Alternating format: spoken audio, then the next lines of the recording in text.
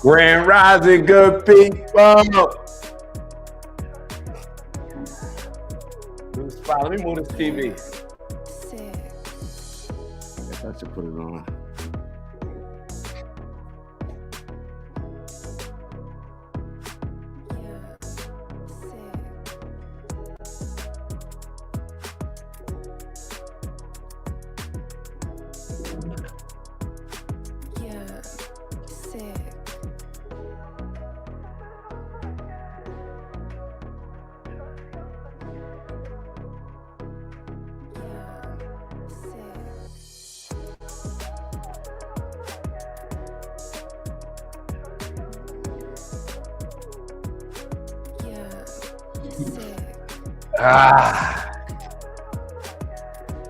Hold on. I gotta refresh.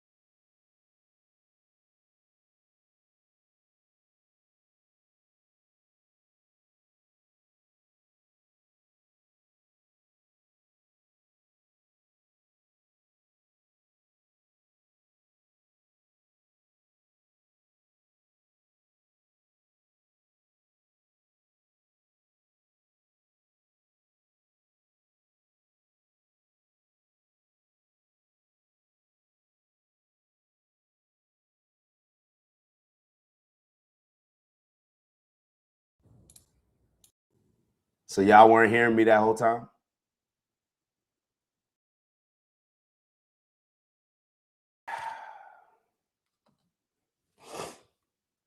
So as I was saying, I don't even know what happened. I wasn't on mute. I promise it wasn't on mute.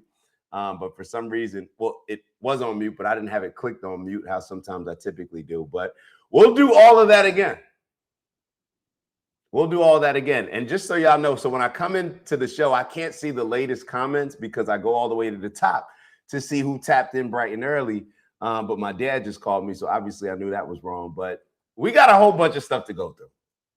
And I'm going to try not to say, I'm not going to repeat all of that stuff just because, damn, I don't feel like doing it. But we got a lot to discuss. We got Donald Trump posting monkey pictures, videos of Barack Obama and Michelle. We got the Super Bowl, what seems to be now a controversy with Bad Bunny being the performer, Spanish speaking artist with Spanish lyrics. And a lot of people were saying that that's not appropriate for, America's largest event. So we're going to get into the conversation around that. But the reason why I stopped at Finn's comment is because a house divided against itself cannot stand. How many times do we have to see this to not realize that we're getting caught up in the trick again?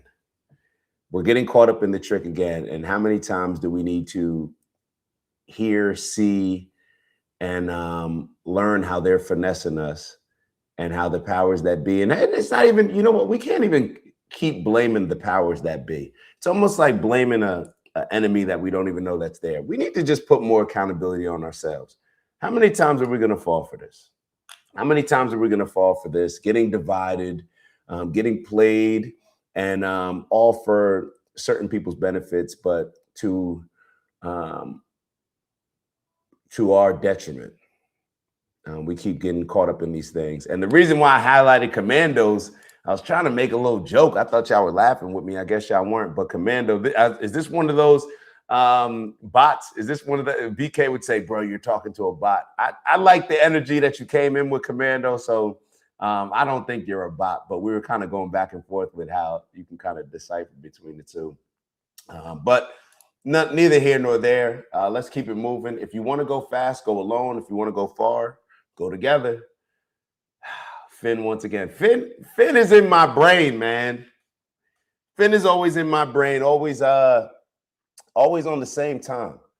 We are always on the same time. So if you want to go fast, go alone. If you want to go far, go together. And oh yeah, I didn't even tell y'all. I did tell y'all, but I was on mute. I learned the key to life over the weekend. I learned some value. I'm not even going to say I learned the key to life. I learned some valuable lessons that I can learn and implement in life that I think will serve me pretty well. Just over the weekend. So we'll talk a little bit about that as well. Shout out to Big Bro Steve in the building. Good morning, afternoon to all. It's going to be a great Monday. It is definitely going to be a great Monday. And y'all know what we set out every Sunday and Monday to do to make this our greatest week ever. And we will not fall short. Grand Rising, brother. Grand Rising, OG fam. Appreciate y'all. Shout out to Bubbles in the building.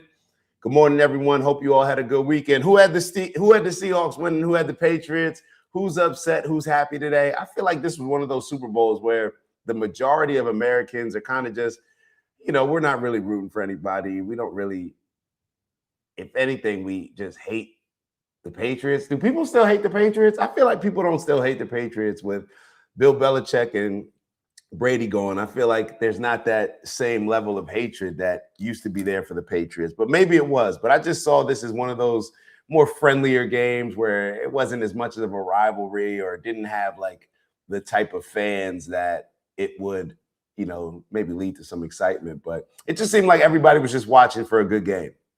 And a lot of people said that it was boring. Neither here nor there.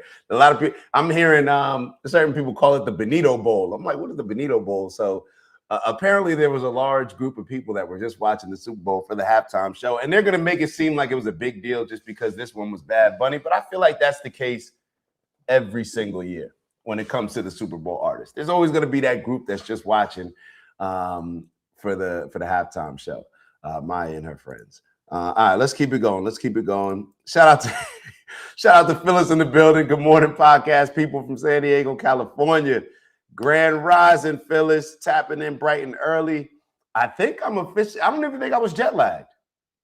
I got this new damn phone, so I didn't realize that my the volume wasn't on. So that kind of threw off my AM, but I kind of get up around the same time if I don't set an alarm anyway. But yeah, shout out to Phyllis in the building. That was what I was trying to say. Finn said had a relaxing weekend with the family. Bubbles, hope you had a good one. I love this. I love this energy first thing on a Monday. Love this energy. Shout out to Paula in the building. Oh, I thought Finn had been on champagne.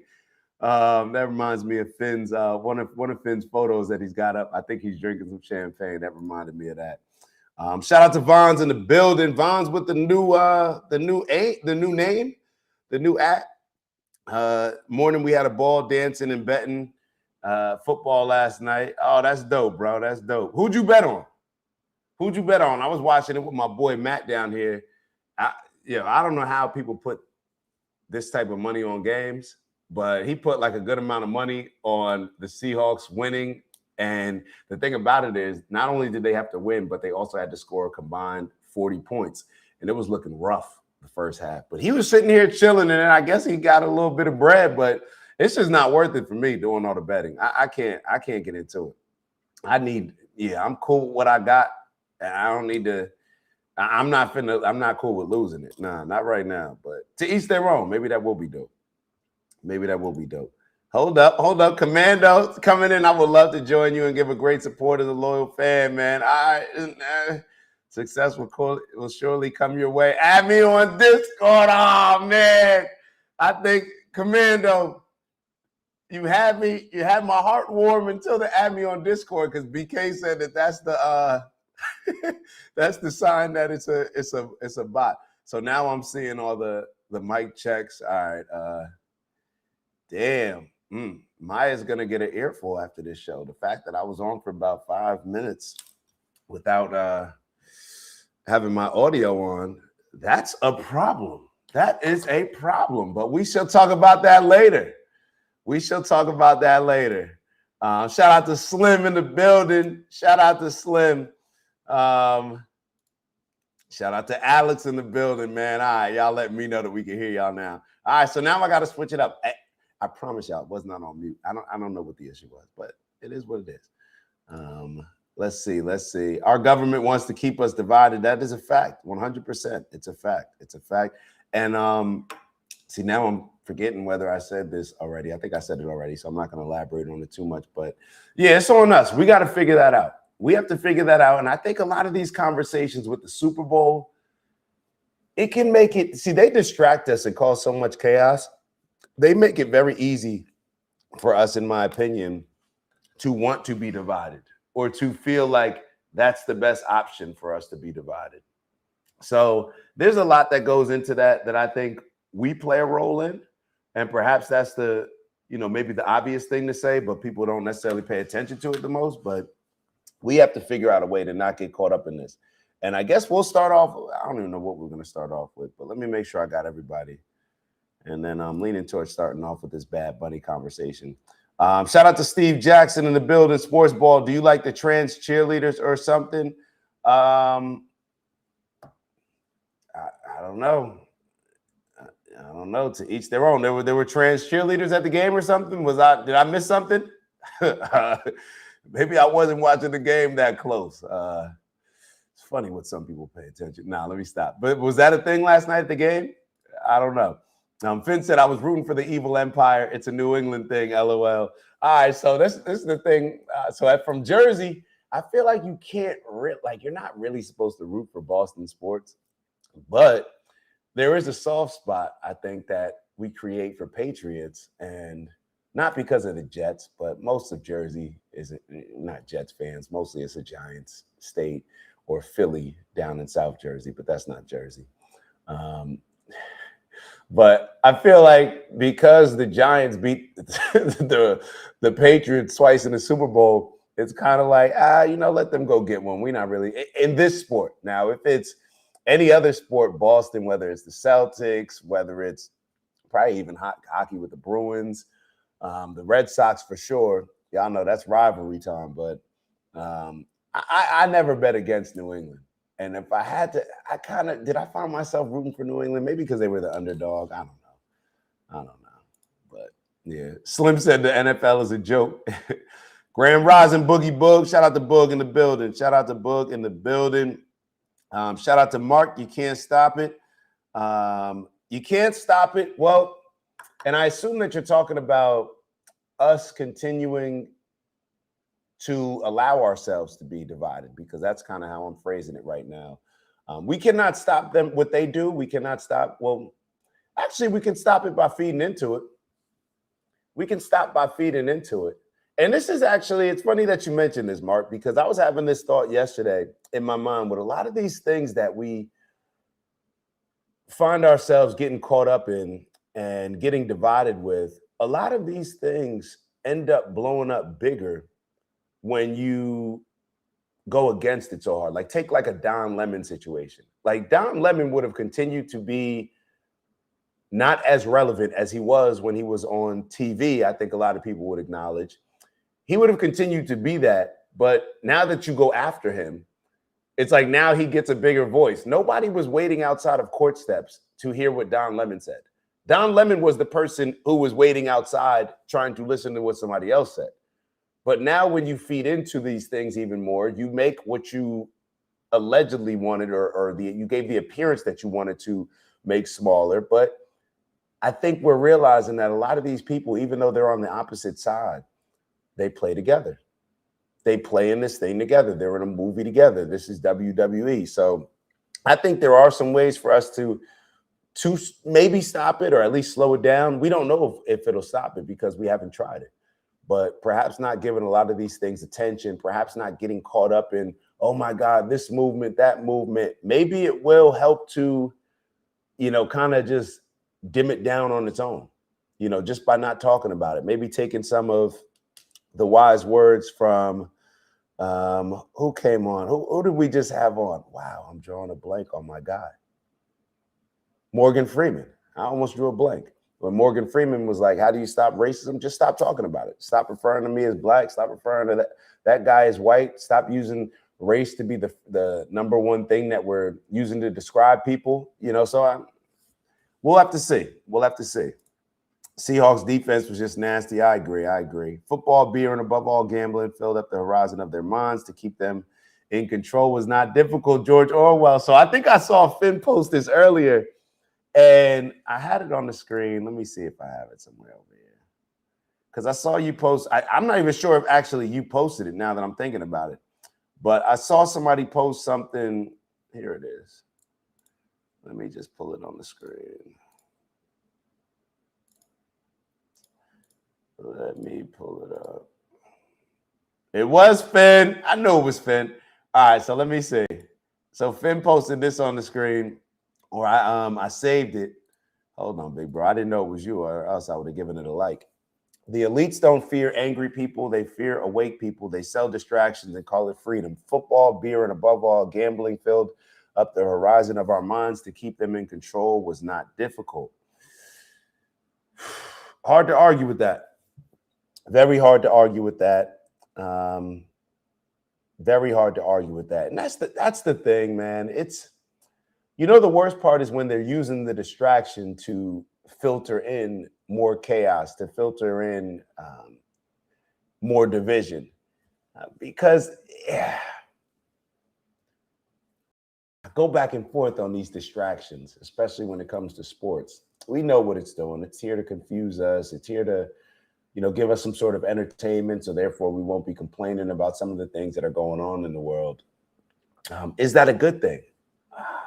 Maybe sometimes. I think it's like anything else in life. And maybe this is one of the things that I was talking about that I learned even more over the weekend, is that you got to have balance.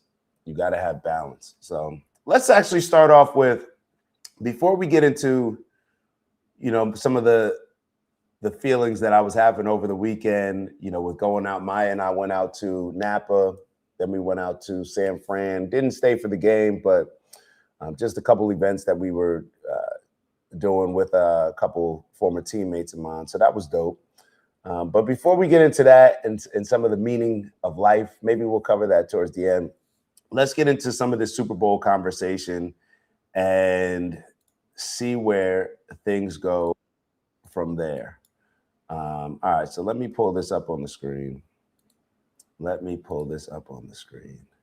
And then let me make a reminder to highlight Donald Trump after that, because I want to get into the conversation after that. Highlight Donald Trump. All right, so let's start off with this video, Jason Whitlock. So he was having this conversation, I believe, before. So we'll start off with him, and then we have a video from Emmanuel Acho. So we'll keep it in the sports world for now, and we may even take a look at a video about, we got Unc and Ocho, Shannon Sharp and Ocho giving some feedback, but just a couple people giving their opinion on this Bad Bunny Super Bowl. So let's take a look at this. The Super Bowl has fallen, and how Roger Goodell and his partnership with Jay-Z, and they're bowing to the feminist movement, they're bowing to Black Lives Matter, they're bowing to all the racial narratives, they're bowing to the culture, has finally impacted and damaged America's greatest entertainment event, the Super Bowl. This Super Bowl has been overshadowed by the entire circus that Roger Goodell has allowed in to the professional football, to the National Football League. When you start partnering with Jay-Z, when you start pandering to the Black Lives Matter movement, to the LGBTQIA plus silent P movement, when you start bowing to the feminist movement, you end up with a circus like we have for the Super Bowl that has overshadowed the Super Bowl. The NFL award show, it's a distraction. It's been feminized. Obviously, the halftime show with Bad Bunny. Bad Bunny is the biggest star of this Super Bowl. All right. So first off, y'all let me know. So I'm going to stop it here real quick and then we'll continue, obviously. But what did y'all think about the show? What did you think just from a performance standpoint with Bad Bunny? Like I said earlier, I'm not sure if this is when I was muted, but I had heard over the weekend that a lot of people were putting pressure on Bad Bunny, or that I thought it was an official ask that somebody asked Bad Bunny to perform the songs in English, which seemed like kind of crazy to me, to the point where it's like, is that really like a thing? Did that really happen? And people were saying that there were some credible sources out there. Then when I decided to look into it, I couldn't find anything. And that would kind of be silly. Like, you can't just translate lyrics to songs. It's like if a rapper was changing his lyrics to Spanish, like it wouldn't have the same rhyme scheme, flow, like all these things. So it didn't even seem like it was something realistic, but this is something that people were saying. It's like, because it's Spanish speaking, they made it. I'm not gonna say they made up, but what it seems like was made up, that Jay-Z and his team asked Bad Bunny to perform it in Spanish, and then Bad Bunny, and this was they had the whole sequence of events when they were telling me this. And I think, I'm not gonna say who was telling me, but I'm not sure that they checked their sources, but they were saying that Jay-Z asked Bad Bunny or Jay-Z's team, and then Bad Bunny stood on business and said, no, I'm keeping it in Spanish. It didn't even seem realistic to me, so I don't even think that was anything that was asked, but that was just one more thing that fed into this whole thing of, oh, America, we're losing America to immigrants, and especially with ICE. And then it got me thinking as I'm watching the show, I'm like, hold up. Was this all intentional? Like, when was the Super Bowl? When do you decide who performs at the Super Bowl? Was this something that they knew would rile people up because this was the year that ICE was supposed to be, making its push for deporting a lot of illegal migrants? Like, was this going to be a thing? I remember hearing months ago that they were saying that ICE would be at the Super Bowl and would discourage a lot of people from attending. So all of these things are coming into play. Who knows what's real? Who knows what's not? But it does seem like very strategic, but that you would have the greatest or the biggest. I mean, this is like Drake to Hispanics, right? Or Latinos. I'm not sure what the proper term is. I always, but this is like Drake. This is like their new Michael Jackson. So obviously, we could assume that there was going to be something referencing something with ICE. This is just what people do. They make the cultural stance. We saw Kendrick make a cultural stance. A lot of people have done this. We saw Beyonce across the board. And with it now being more relevant than ever, we knew that this would be a stance that he would be making. So as I'm watching it, I was only offended once. And when I say offended, I don't even know if that's the right word, but I just was like, bro, like, you had the two guys doing the little grinding scene, and it was quick, but it was just like, it's like, you're trying to, like, what are you trying to accomplish here? That was one of those things. And it's more so, not offended from a standpoint of like, okay, two guys dancing together, whatever. But it's like when it's just constantly pushed on us, that's when it becomes annoying to me, or to the point where I'll even question it. It's like, damn, it's constantly being pushed. But then I went back to my mind and saying, like, okay, well, if we make this a bigger deal, let's say you blow this up and you have people sitting here saying, like, oh my God, they did this gay scene. It was, now you blow it up, and now what do you create? Now it's like, oh my God, they hate gay people. They hate gay people. So now the gay people have a rallying cry. And then it just goes back and forth to create a bigger problem than what it potentially could have been. But I'm just keeping it real with y'all. That was something that I felt as I was watching that part. I'm like, all right. Like, you know what I mean? You already, you're trying to push the movement when it comes to fighting against ICE. And now you throw that in there. And there was a couple others where, all right. But that was my only, and I wouldn't even call it a trigger. Trigger would not even be the right word, but that was one of the most noticeable things that I felt about watching it. So Phyllis wrote, didn't watch Fake and Gay. I'm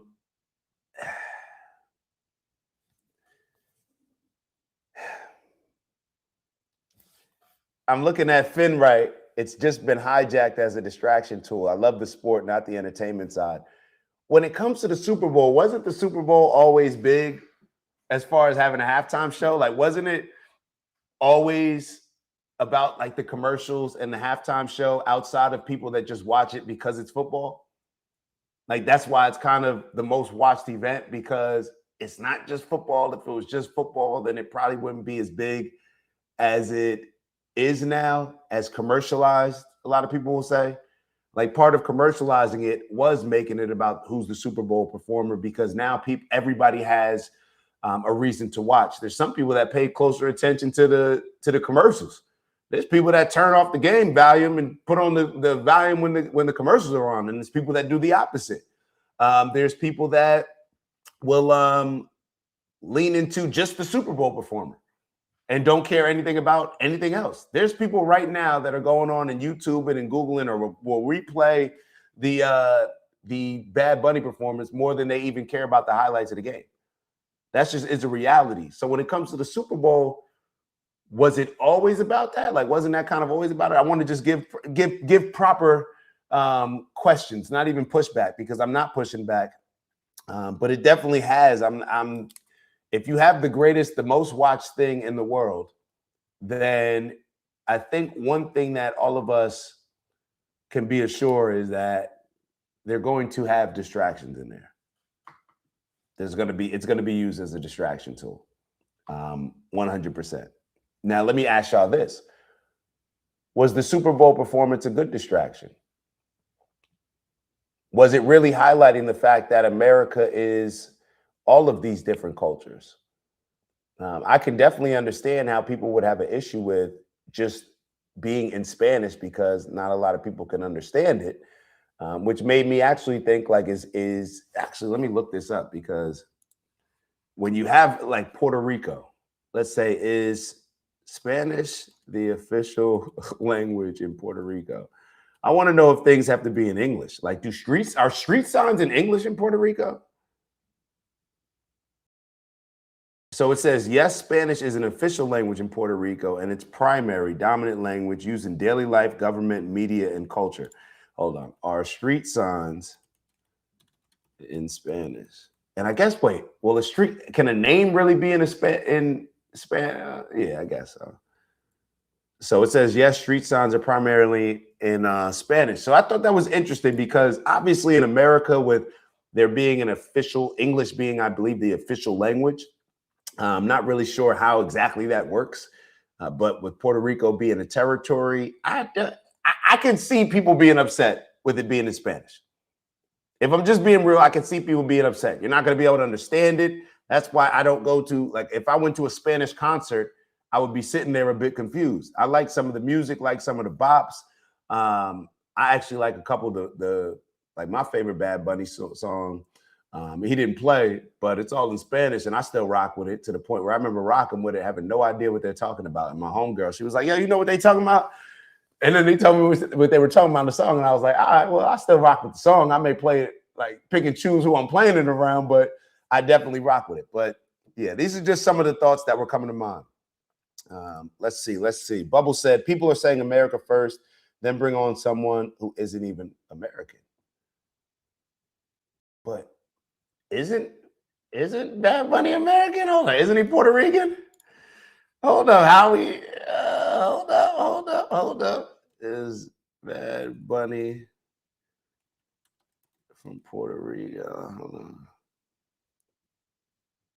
Yeah, Bad Bunny's a U.S. citizen and was born in Puerto Rico. So technically, but I mean, to your point, Bubbles, a lot of us, based on what they're saying, you would almost think that he's not American, but Bad Bunny is American. And what is America? What is America? Should we look at America more from the Nick Fuentes lens, where it's more about white Christian nationalism, or should we look at America through the lens of what America has actually grown to become? A lot of people want to conserve what America was before, but it's like, can you take all of the amazing growth that America has had, but then try to preserve just the old things without acknowledging that a lot of these newer things, a lot of what America has grown into, is the reason why America is the power that it is? America having all of these different cultures that come together. Now, I think what ends up happening is we conflate a lot of these things. Like, we'll sit here and say something like, well, America has always been a country of a bunch of different people, a bunch of immigrants in particular. America has always been a country of immigrants. That doesn't mean that people should be allowed to come in illegally and illegally migrate. So I think we end up conflating a lot of these conversations and arguments to the point where we may be getting played and moved around without actually realizing, what's going on. Like, we tend to just focus on, like, two things can be true is what I'm trying to say. You can say that America was built on, a lot of immigration. America has grown into the country that it's become because of immigration, but also believe that illegal immigration is wrong, and even get to the point where you want to deport massive numbers because people came in here illegally. I don't see how I'm perfectly fine with those two things being true. But what they do is they try to conflate it and put people on both sides of it. And like, hey, if the people that think these are their other thoughts on other areas. The people that think this, these are their other thoughts on all these other areas. So I think a lot of times we end up getting confused and having to pick sides that align with other things that we don't agree with, just because we may agree with this point or it fits more so into what we agree on. The same thing that we do with politics. I've told y'all, I've done the exercise multiple times with people. Sit down with somebody who's Democrat and we'll go over the issues. And out of the top 10 issues, they actually are more Republican, more conservative than they lean Democrat. But there may be those one or two things like Donald Trump who just won't allow them to see any part of that side or align themselves with any part of those policies, even though they align with more stuff on that side. The things that they don't align with, those are their non-negotiables. So therefore, they won't even look at the other side. So we see a lot of this stuff. But yeah, and this is the thing. Yeah, all right, we ain't gonna lean into that too much. But he's definitely American. But okay, so South Dakota said no, he's not an American. He's like, I don't think it's really debatable whether or not he's an American unless somebody's bringing in some new information, but he's American. Like, based on the rules, he's American. Now, we could say, hey, somebody born in the territory shouldn't be considered American, but he's American. He has a U.S. citizen. He's a U.S. citizen, has a U.S. passport. He's American. Vaughn's just reminding us that he loves football and fishing competitively. Yeah, so let me ask y'all this. The fact that a lot of people, because I don't think that it's just a few of us that may have not realized that Bad Bunny is American, does that now change the way that you look at it? Does that change the way that you look at it? The Super Bowl performance, now that you actually know, like, oh, well, he actually is American. That would be the question that I asked. Does that change the way that we look at it? Damn, hold on. So Andy said, is that true? They are a territory, not a state. Damn, hold up. Do y'all realize what's going on here? And this is not bashing anybody. This is bashing our education system, or perhaps our American arrogance. We didn't know that if you're born in Puerto Rico, you're an American citizen. Hold on. Am I tripping? If you're born in Puerto Rico, are you an American citizen? The fact that we did not know that is kind of wild, and it's not a shot at anybody in particular. But that just goes to show us how manipulated and indoctrinated a lot of these teachings are, and how well people brand and market the division. People born in Puerto Rico are U.S. citizens by birth. This has been the law since 1917 under the Jones-Shafroth Act. What this citizenship includes: a U.S. passport, freedom to live and work anywhere in the United States, federal protections and obligations. So perhaps the energy should be taken out more on the government, because if you can live in Puerto Rico and have Spanish as your dominant language amongst the government, street signs, all these different things, perhaps that's a separate issue, because you're still American. So that's our American government allowing that. So maybe the energy should be taken in a different direction if people want to present new laws or not establish this territory as this speaking language. And a lot of people who maybe you talking about Greenland and Venezuela, if we take over Venezuela, are we going to change the official language to English? I know we're just supposed to do the regime change, but that's just what they told us. So I was just wondering what people's thoughts on that would be. He's an American. He was expressing American culture. And he actually brought in a lot of different sides of American culture. His performance in a lot of ways was representative. Now, I understand that, and shout out to Laura Loomer. Let me show y'all this real quick. Hold on. Let me show y'all this. This was a funny one. Even though I did not see a large amount of, I think what it really comes down to is white people just haven't been represented in the last two Super Bowls, now that I'm like processing it in my mind. Was there one white person performing on the field involved as like somebody who was presenting or talent, dancing, singing, whatever, rapping in either of the last two Super Bowls? Because it was Kendrick Lamar, right? Hold on, let me scroll down and make sure I'm catching up with some of y'all comments, because I know I'm late. So if I missed the comment and you had a real good one, please repeat it, because I got to scroll down and get all the way to the bottom. And as Glay comes on, Glay, I'm gonna ask you a question. Yeah. The last 2 years of the Super Bowl, has there been one white person on the field during the Super Bowl performances? Because it was Kendrick, and then it was Bad Bunny yesterday. Matter of fact, I'm pretty sure there was a white guy. Was it the guy that got married at the Super Bowl performance? I think he was white, but maybe he's. Was Eminem ever there? No, I'm saying in the last 2 years. Oh, for the Super Bowl. So the last two times. Yeah. So that would be Kendrick. And because you've heard all the backlash. Are you familiar with like everybody getting upset that Bad Bunny performed? He's like, he performed his songs in Spanish. Yeah. His songs are on Billboard in Spanish. what did you expect? Yeah, that was super tight, Glay. I'm always thrown off by the amount of. I'm always puzzled about the amount of Karen behavior that I witness around here. Say it by the Karen behavior? Yeah, I just call it Karen behavior. Yeah. If you just naturally wake up just upset about shit that don't affect your fucking pockets, you just a weirdo to me. Like why don't you be upset about your fucking living condition? Give a fuck who's on the Super Bowl. You watching a bunch of rich niggas make a hell of a lot of money. You watching a performer make a hell of a lot of money, but you're putting your fucking 2 cents in a piece of popcorn on an opinion. Who the fuck's in the Super Bowl? Who the fuck cares? How are y'all just moving?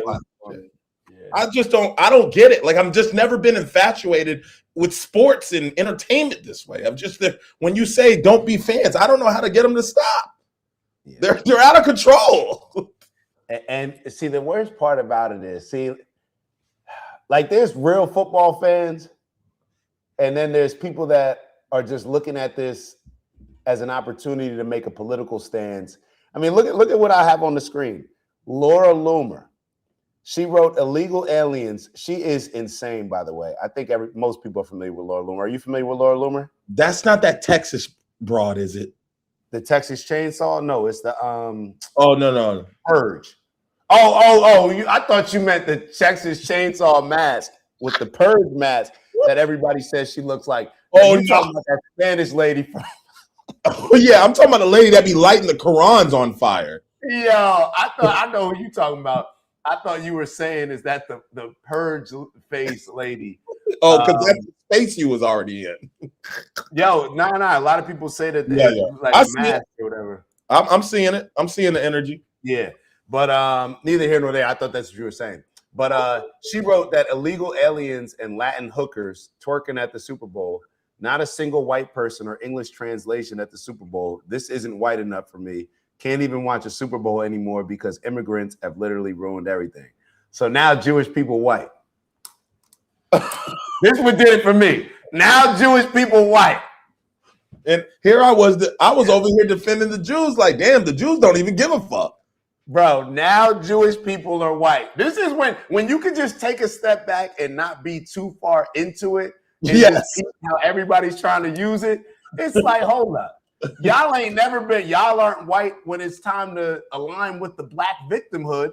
And maybe I'll play that commercial that Robert Kraft did when the black kid is relating his struggle to the white Jewish kid, and then whatever. Oh, man. But yeah, maybe I'll play that after this. But it's like, hold up. If you don't realize how we're being played, you're going to continuously get played. Not a single white person or English translation at the Super Bowl. Man, what did you expect? Somebody to be rapping in the corner? Like, what did you expect? Like how they have like the sign language interpreter on the side? Like the he's singing a song. Shit. Yeah, like he's singing a song in Spanish. Like, take that up. Look, I guess if you don't like, don't watch. This the same way that we would talk to the players in the NBA, say start your own league. Hey, fans, go watch something different because this is not on Bad Bunny. And I think a lot of the energy, people getting pissed off at Bad Bunny did what Bad Bunny does. I think Bad Bunny I said, I don't know if you saw the performance, but the only thing that really got me was like when the two guys grinding against each other. But I wasn't really surprised by that because I think Bad Bunny, I thought he was, I may be completely wrong, but I always thought that he was gay. Like I thought so I didn't really, I was expecting something like that. Okay.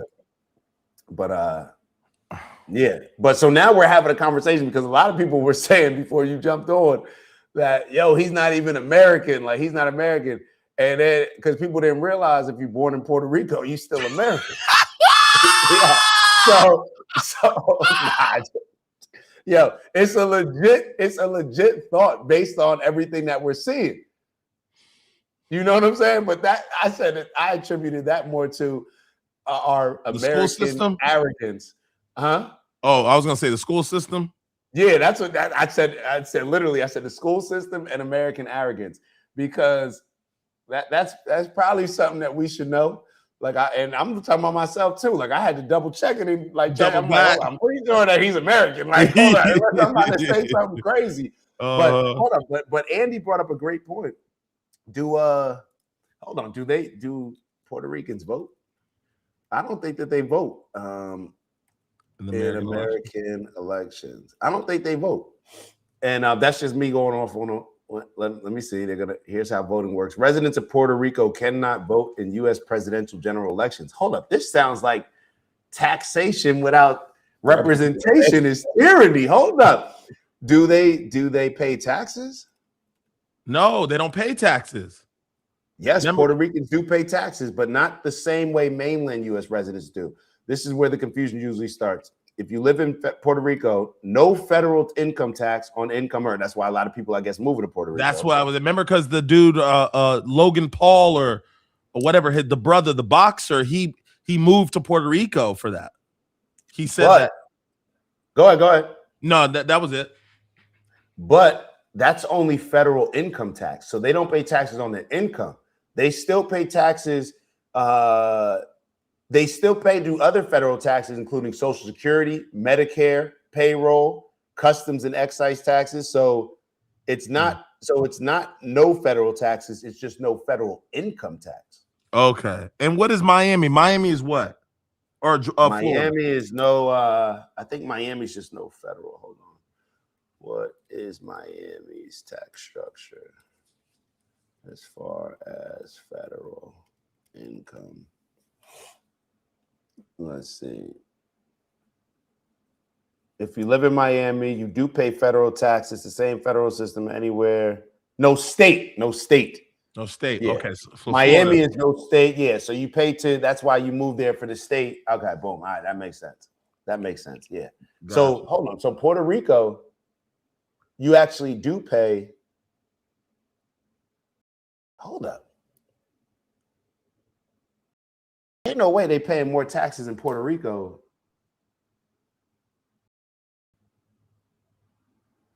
No. Okay. So that's to the state. All right. I'm trying to process it in my mind. All right. That makes sense. It doesn't make sense as far as them paying taxes and not getting a vote. Yeah. That to me doesn't seem like That's some American shit for sure. American-ish. It doesn't. Well, it depends on what side we on. And what America is whatever side we're on that benefits us at that particular time. That's what we leaning into.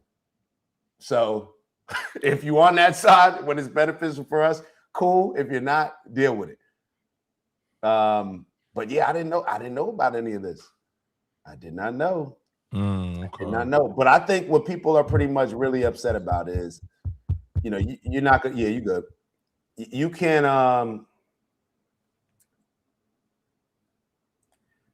Why Maya say Miami is no state? All of Florida pays no state. no state taxes. Yeah. Oh, so Miami is no state. All of Florida pays no state. Yeah. Sometimes I get caught just saying Miami is the state. I don't. I get what you're saying. Yeah. I'd be like, yeah, Miami. Like, I don't know any other part of Florida but Miami.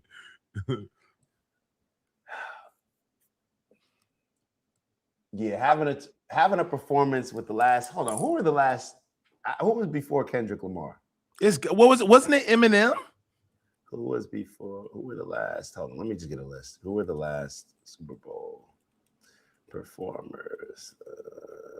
10. Let's do the last 10 years. Let's see.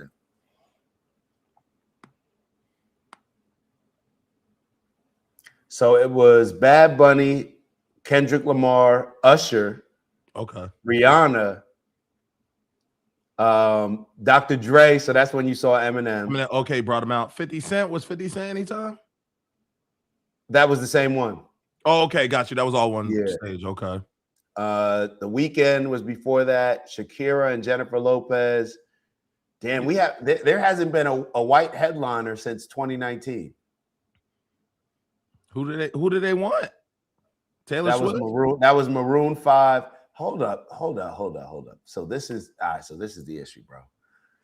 It went from in 2016, Coldplay. I think they're white. Yeah, that's a white band, right? Lady Gaga. Okay, She's not human, but I think she's white, right? Yeah, white. All right. Justin Timberlake. And Lady Gaga was on there last night, or was that lady? Yeah, I think that was her. I don't know what she looked like, but Yeah. I was sitting with Matt watching it. He's like, "Yo, I think that's Lady Gaga." I was Yeah, like, oh. I think that was Gaga. But yeah, what were you saying? Bro, I wouldn't even have known who Bad Bunny was if he walked down the street. Like, I didn't know what he looked like. I was like, oh, that's Bad Bunny. Like, you know what I mean? So it was Coldplay, Lady Gaga, Justin Timberlake, Maroon 5. And then I think around the time that I forget when exactly Jay-Z took over, when he told everybody that we're done kneeling. Maybe it was before this. I don't know. But then it was Shakira and J-Lo, The Weeknd, Dr. Dre, Rihanna, Usher, Kendrick Lamar, Bad Bunny. This is what this. Yeah. Yeah, this is gonna have some people pissed off. This is why Turning Point USA could do their own halftime show. Oh, I saw that. Yeah, because perhaps a lot of people don't feel like the show is with them in mind. I don't know. I mean, maybe I'm not the most qualified to speak on that. Who is? Are they qualified to give their fucking opinion? Yeah, I'm just saying, like as a, yeah, I guess I stay. Yeah, I'm with you, Glenn. You got just as much. You got just as much, freedom to put your stamp on it as they do. I've never understood how people have such an opinion on entertainment. Yeah. Like, go read a book, bro. Yeah, you don't have to watch this. You don't have to be this upset on the internet over the Super Bowl. It's a bunch of rich niggas getting richer, and you're upset about it. I don't get it. It's like, cool, Bad Bunny playing. I ain't understand a fucking thing. Okay, let me go check on my ribs. Let me go grab something to drink. It's not about, yeah. It's like, yo, you want me to grab you a drink? What y'all want? Yo, this shit was 10 minutes.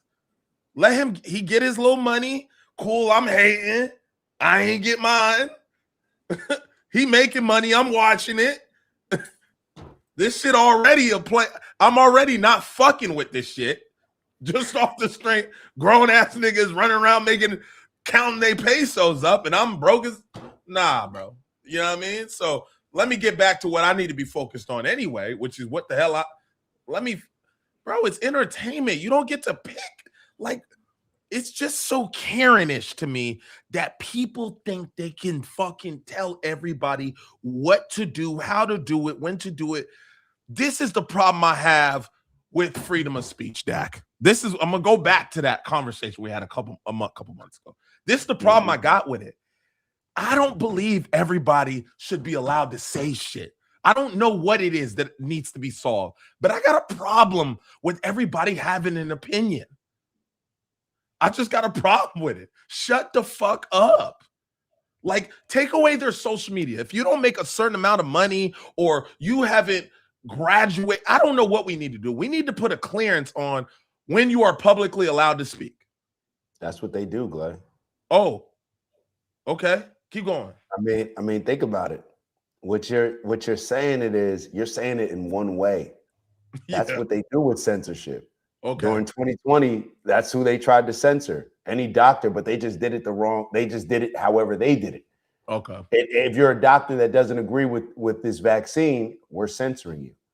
If you're somebody that's speaking on certain things, we're censoring you. If you say Zionist and in a non-complimentary way, we're censoring you. If you, like, a lot of our education growing up, it's been censored. That's why we know exactly about the Holocaust. You know what I mean? Right. So we've had a lot of this censorship. So really, let people speak, bro. How do you know somebody's full of shit? You have to let them speak. You know what I'm saying? Like, let them speak. It's gonna sort itself out. It's going to sort itself out. I want to hear certain people speak. So I know exactly what's on your mind. Let them speak more. I know exactly what they're thinking. I know exactly what it's when people aren't speaking where it become an issue. So the censorship, I get what you mean as far as, I think what you're saying is in a different way. Like, I don't care what certain people say because they have no stain or relevance in my life or no credibility to where I should take anything that they're saying with an ounce of credit. I think that's what you're saying. Yeah. It's like, I want people to speak, but it's just like, y'all just abuse it. It's like y'all spend half of the time, y'all have never said one good thing on the internet. You've never championed anybody. You've never supported anything. It's just like, it's just constant negativity.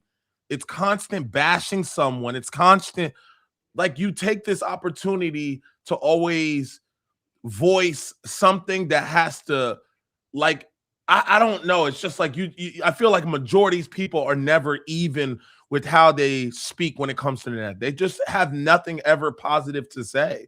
I think it's a condition, to be honest with you, Glay. I think. Elaborate on, because I think you got a great point. But who exactly are you referring to? I think, like, when we think about, like, just these, it's just like we have a Super Bowl It's something obviously people have put a lot of work into, a lot of athletes put into, a lot of coaches. It's giving people a lot of opportunities to make money, a lot of jobs, bring a lot of community together, brings the stars together. It's a stage. It's a stage for it's our gladiator, right? It's our American gladiator. And it's just like, here we are again. Like, there's always just like, oh, it's not the halftime show isn't American enough.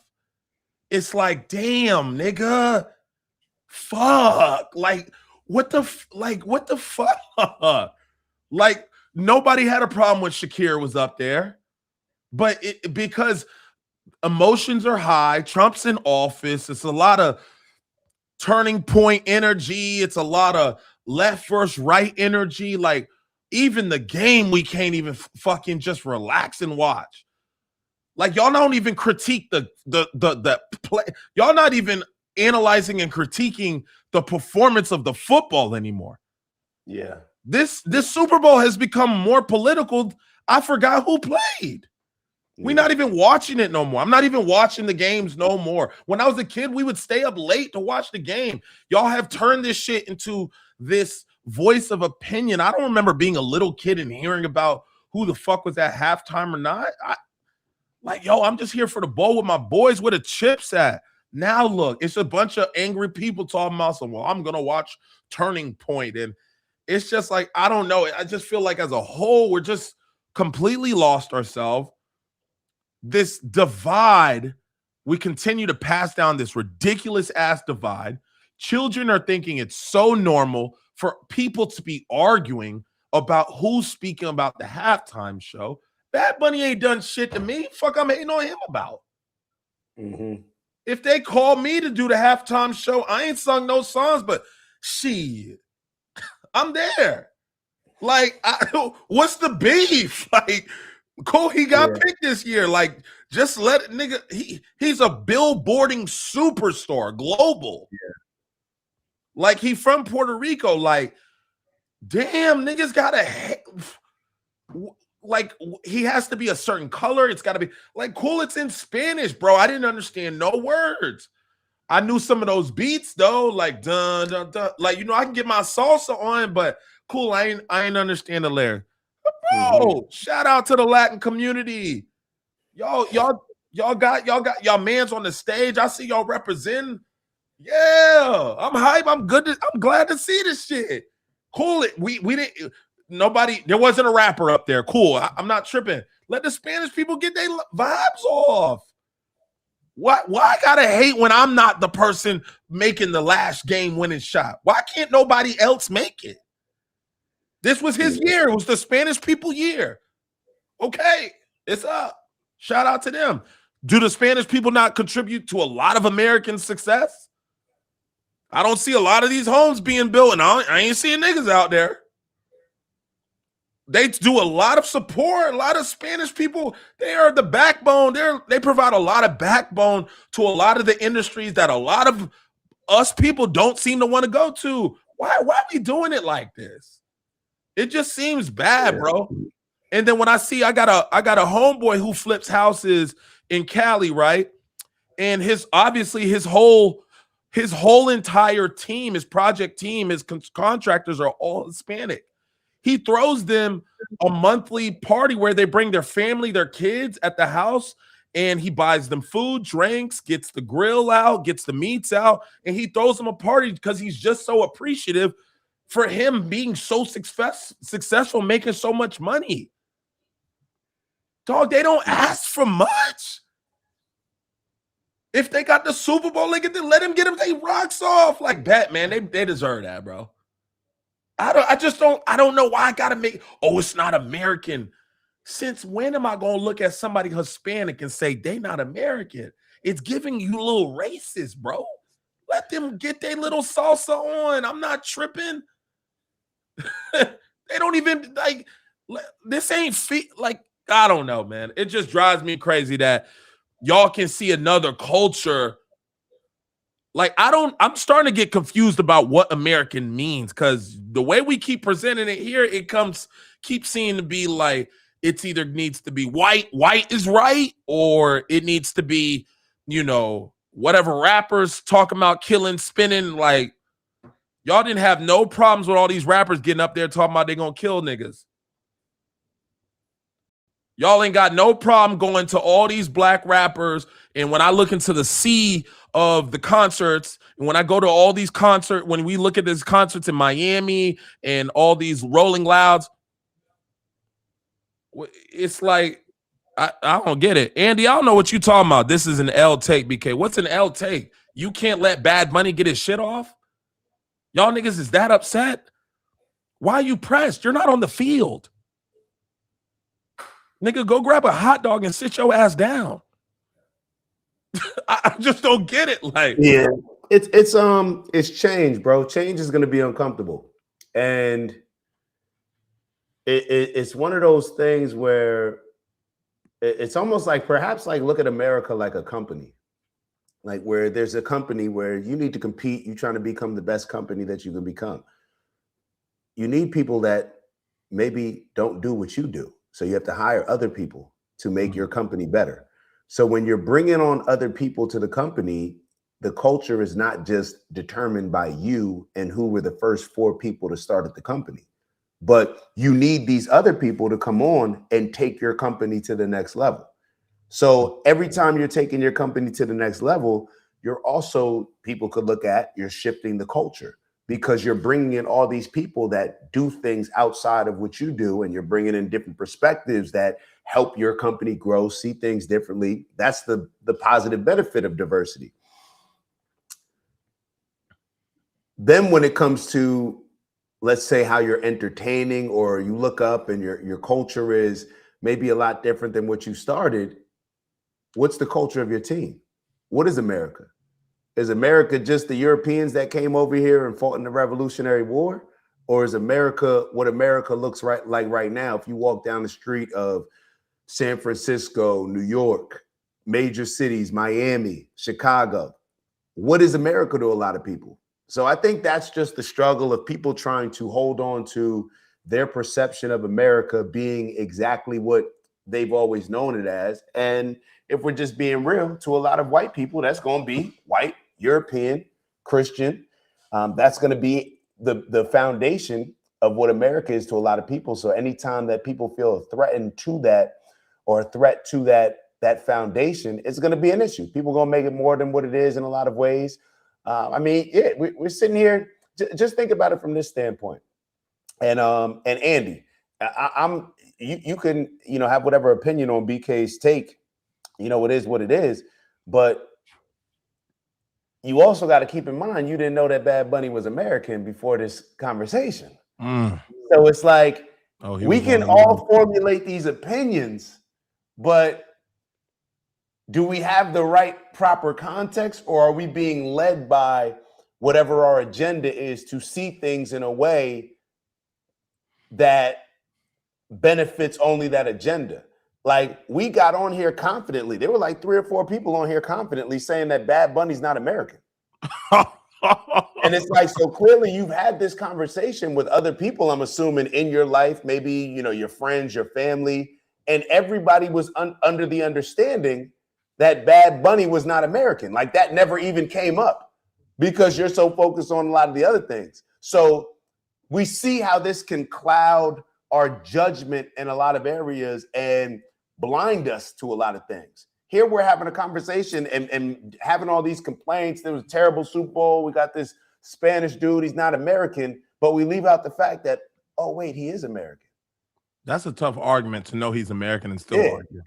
And a lot of the people that are cool with us going over, taking Greenland, right? With that type of energy, that colonizing energy, taking Greenland, taking Venezuela. Why? Because we can.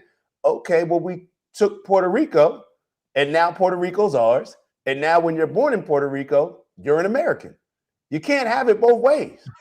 You know what I'm saying? Like, and if you have it both ways, then it's going to give off energy that's contradicting, like taxing people without giving them representation. Like now, what we're looking into right now, I would have never even known this. Yeah, it's true. I wouldn't have known but that. Now I'm looking into it. So it's you see a lot of the energy come out, and that's why I'm kind of glad that some of these situations occur, because a lot of times with politics, you get people on the same side for totally different reasons. Like you can have somebody who's voting conservative with you that could just be like a super racist person, or it could just be whatever. Or on the Democratic side, you could have somebody who's on your side like, look, I just don't like Trump. I'm not with all that boys playing sports and girls and all this other stuff that y'all pushing. But you just end up on the same side of people that, like, you may align with somebody on the other side more. Yeah. But you're just pushing a particular argument. You're pushing an agenda. So when situations like this occur, sometimes it wakes you up to see like, oh yeah, we're on the same side. But I get to realize like, oh, that's why we're on the same side. Mm-hmm. Like the reason why I want conservative, the reason why I like conservative, like why I'm more conservative, is because a lot of the values that have nothing to do with, oh, I want to preserve the country as a Christian white European country. That's not at all what I'm leaning towards. Mm-hmm. What I'm leaning towards are the parts around having a nuclear family. Let's say, not pushing for all this transgenderism, like things like that. Not being okay with just accepting and adopting hip hop culture. Little things like, hey, when you turn 18, you shouldn't fall into this mindset of, oh, you got to get out the house. You're a child. Like, you know what I'm saying? Like, as far as from an adult standpoint and understanding how to survive out here in life, you're not prepared to do that. Not in America, you're not prepared to do that. In other countries, I believe you are. But we just start to see that situations like this come out. You start to see like, oh, we were on the same page, but we got different reasons. And a lot of that stuff comes out in different ways. So it's let me actually ask you this, because maybe we already beat this this topic up enough. Let me show you. I'm gonna show you a visual. You tell me what this means to you. Hold on. And you can finish up, and then while I'll do this in the background, Glay. But you can finish up and give your final thoughts on what you think about it. I think you just got to take and I'm specifically talking about the Super Bowl and what transpired in what I've seen on the internet and the backlash and people so upset about X, Y, and Z. Y'all already knew he was headlining the joint. Don't even act funny.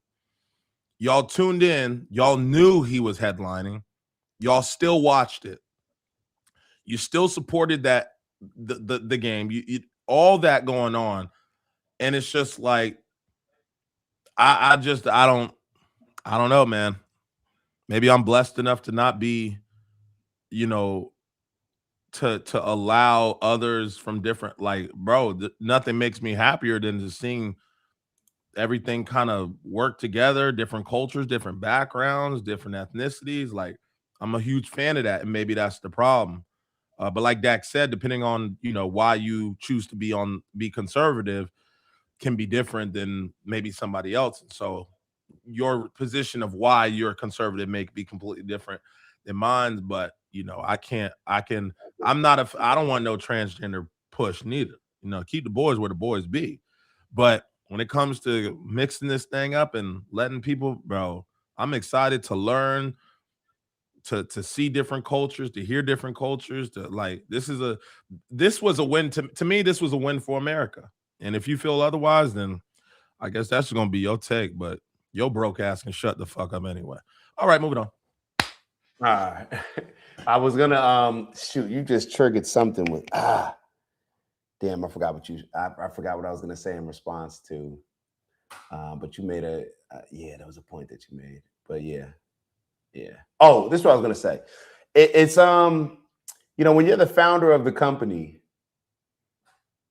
you're always going to feel a different way, or like when you're the founding members, you're going to feel a different type of way than maybe people that came on the board with the company later on, or who weren't those owners. And that's what I see with America. Like, there's a lot of people that are simply offended just because America is changing and becoming brown or black or whatever you want to describe it.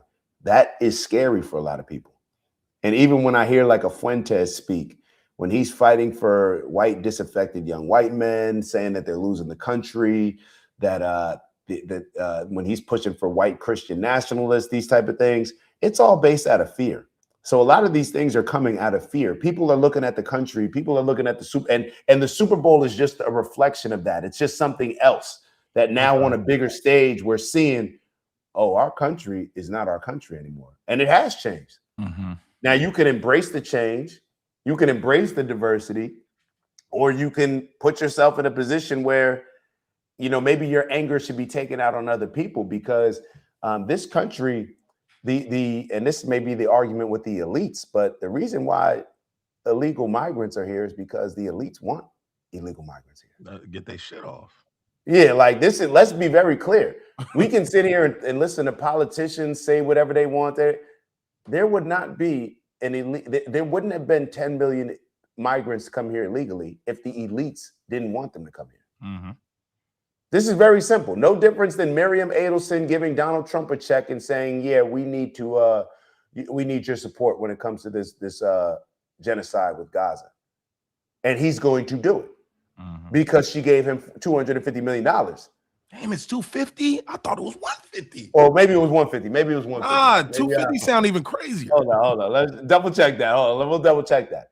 But this is just so when you have this type of situation occurring, it's just like I'm looking at all sides of this. All growth, all change is uncomfortable. But it's so wild to me because it's like America literally flexes that. They flex being they flex being the place where you can come here and go get your shit, go get your bag secure. But we who don't are care they about flexing it to, and why are they flexing it? They've always needed cheap labor. Mm-hmm. So they're telling people to come here because they know that people who come here they're coming from countries that largely they don't have the opportunities that they get here. So now they can bring people here who are more grateful, who are willing to do better work longer, work harder, be more invested in the opportunity that they have for less money. Mm-hmm. That's why it was just all a sales pitch, bro. Like that's all a sales pitch. Just because I'm pitching you on something doesn't mean now that I brought you here to be a worker that you're now influencing my culture. Like that's not what this plan was. I took you were walking around barefoot. Now you come here. Now you think you can have a part in deciding what the culture of America. You get what I'm saying? So I don't think that it was ever intended. I'm not saying that you're wrong. I'm just saying from their mindset, them bringing people in here and providing a golden opportunity. I mean, first off, who believes that? Who believes, oh, you come to the land. If you have something so amazing, do you typically want everybody to be a part of it, or do you want to protect it? Yeah, like that religion they was giving cats. So now you're getting into it. Yeah,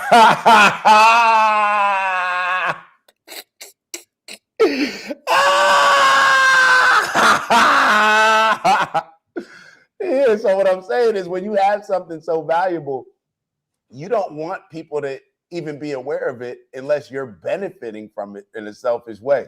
So Glay said, maybe that's why you got Jehovah's Witness on one side. I don't see too many Jewish people trying to convert, too many people. So I mean, I don't know how that works out in that combo, but I get what you're saying. Oh, okay, because niggas, so don't share the land, don't share the Super Bowl, but we can share this religion. Is it? And perhaps it's because it's a different religion. It's under the same umbrella. But like I told you before, that white pastor that I got the most game from, I'm so mad. I have her number in my phone. I have to. But I'm so grateful for her telling me like, oh, nah, that what y'all are taught, that's not what's taught in my church. Like that's what black people are taught, not what white. So yeah. It's let me ask, hold on. All right, nah. I wanted to. Oh, I think they talking about something in Montreal, or go to France and not try to speak French. They don't play that shit. Italy either. They just treat you like a second-class citizen, not trying to learn the language. You know what this actually reminds me of? This reminds me of Montreal in Canada. You ever been up there, Glay? I ain't been up there, but I got a little family there. Yeah, a lot of Haitians, and I was going to mention that it's very much French speaking. Yeah, very French speaking, and actually all their menus, everything's in French. in French, no. Now this is Canadian. This is Canada, which I believe the national language, I assume, is English. Let me actually look that up.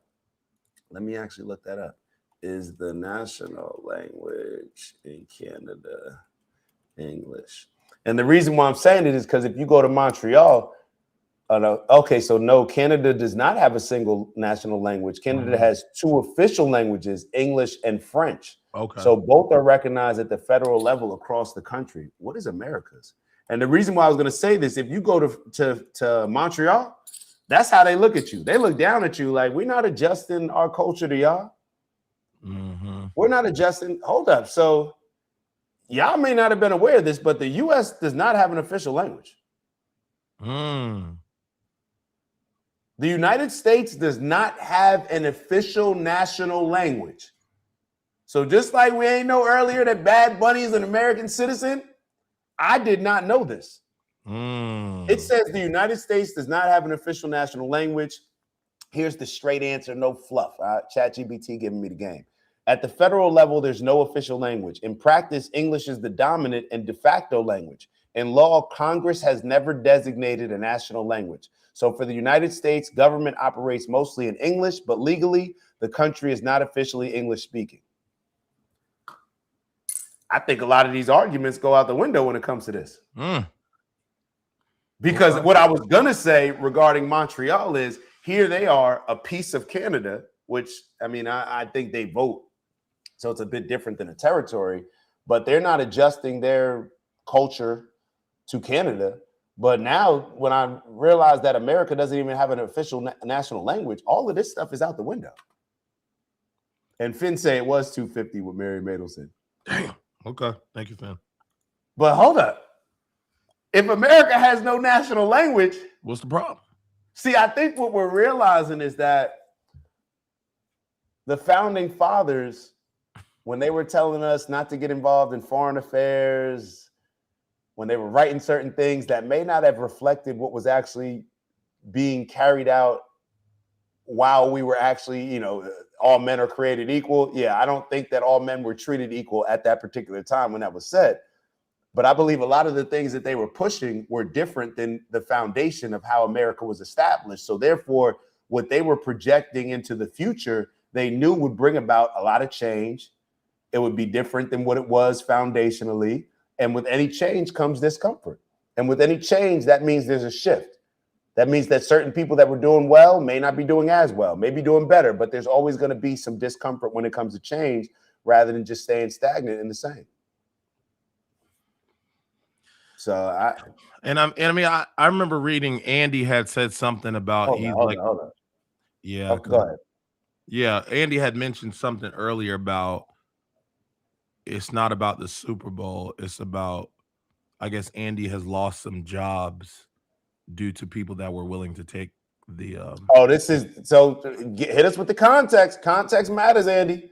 Yeah, he was saying something about like, and I don't know if he's a contractor or construction or something along the lines, but obviously he's saying that they would be willing to take jobs for half the price and undercutting the market. So then start your own construction company and hire them.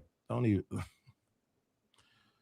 Or I mean, I don't even get that, bro. I mean, that's simple. I saw where that was going.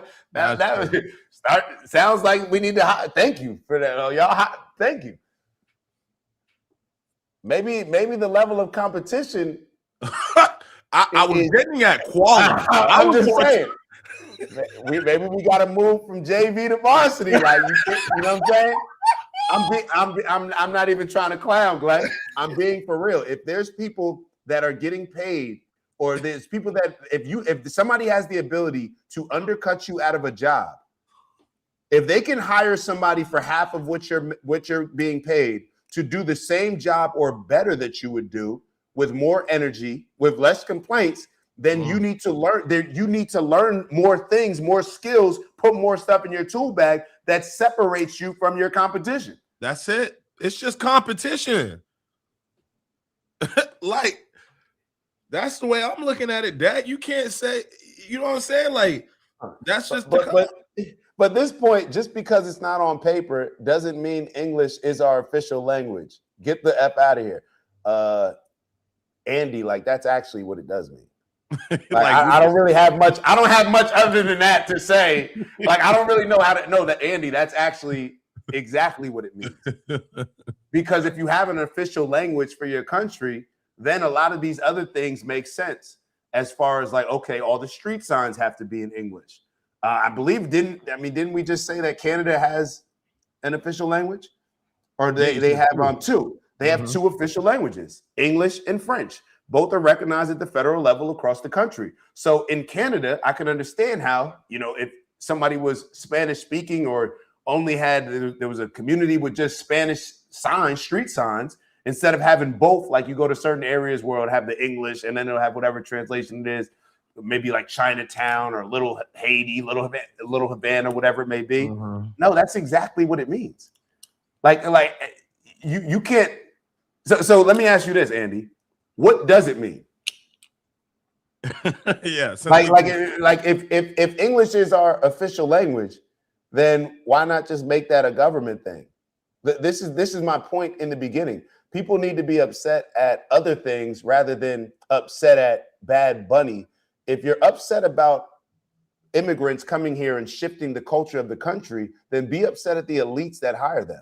Perhaps, Andy, if what BK's story said was true about you losing some jobs to migrants or Spanish speaking, whoever it is, perhaps the onus is on you to start a company and then to hire people, and then you dictate who you hire based on it being your company. So the elites, they've made it very clear, and what is foundational to America is that it is always operated on very cheap labor or free labor. That's true. So therefore, for that to either white people, and this is one of the reasons why white people actually wanted desegregation, is because they realized, like, hold up, if we don't have any black people in our communities, then who's going to do all these damn jobs that we don't feel like doing? You got black people. Jasmine Crockett came out and said, we ain't picking no more damn cotton.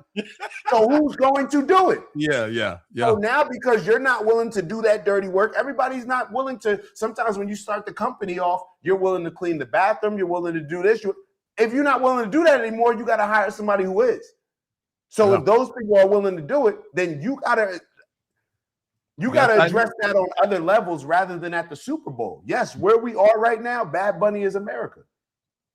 Bad Bunny's America, whether people like it or not. If Bad Bunny wasn't America, Nick Fuentes wouldn't be as big as he is. Think about it from that standpoint. If Bad Bunny wasn't America, if Barack Obama wasn't America, then Donald Trump wouldn't become president. So a lot of these things, whether we like it or not, it's actually what it is.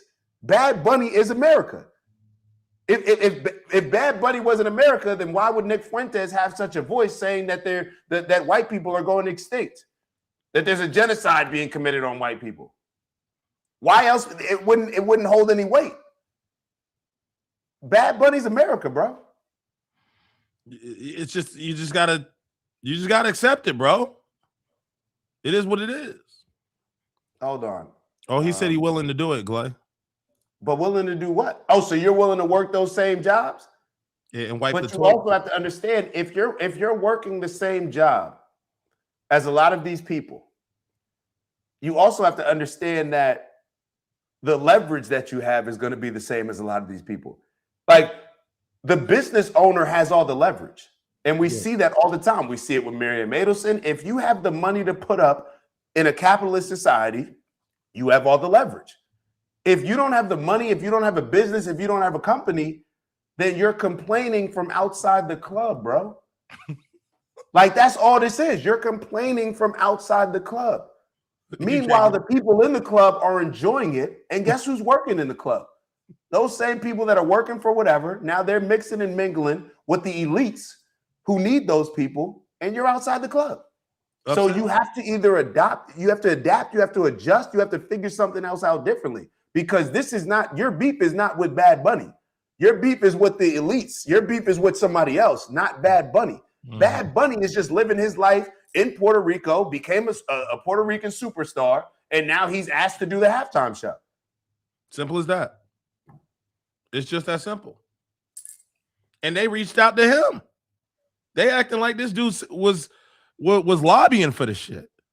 They hit him. Andy, yeah, and Andy, I can assure you, there are no comments on here that I do not look forward to addressing. So if we didn't see your comment, I think I even mentioned that earlier. If you had a good comment, put it up again, because now you have our attention. So instead of having our attention for the last 10 minutes and consistently saying, oh, I already addressed that, address it now. Tell us what I wrote those comments in the past. You just did you really write them, or are you proud of them? Do you remember what you said? Write it again, bro. Write it again. We're here. You got our attention. Yeah, I just, you know, it's like you said, it's your fight ain't with them over there. Your fight is with the system that created you having to fight tooth and nail. And what did that comment? He says, I'm not working and not making a livable wage. About okay, well, somebody will. Yeah. And That's nothing it. stays the same. Things are going to change. The company, everything is going to change. America, look, this is America, right? This is what a lot of people, when it's convenient for us, this is what we celebrate. You're right. You when it's convenient for us, this is what we celebrate. When it comes to the Super Bowl,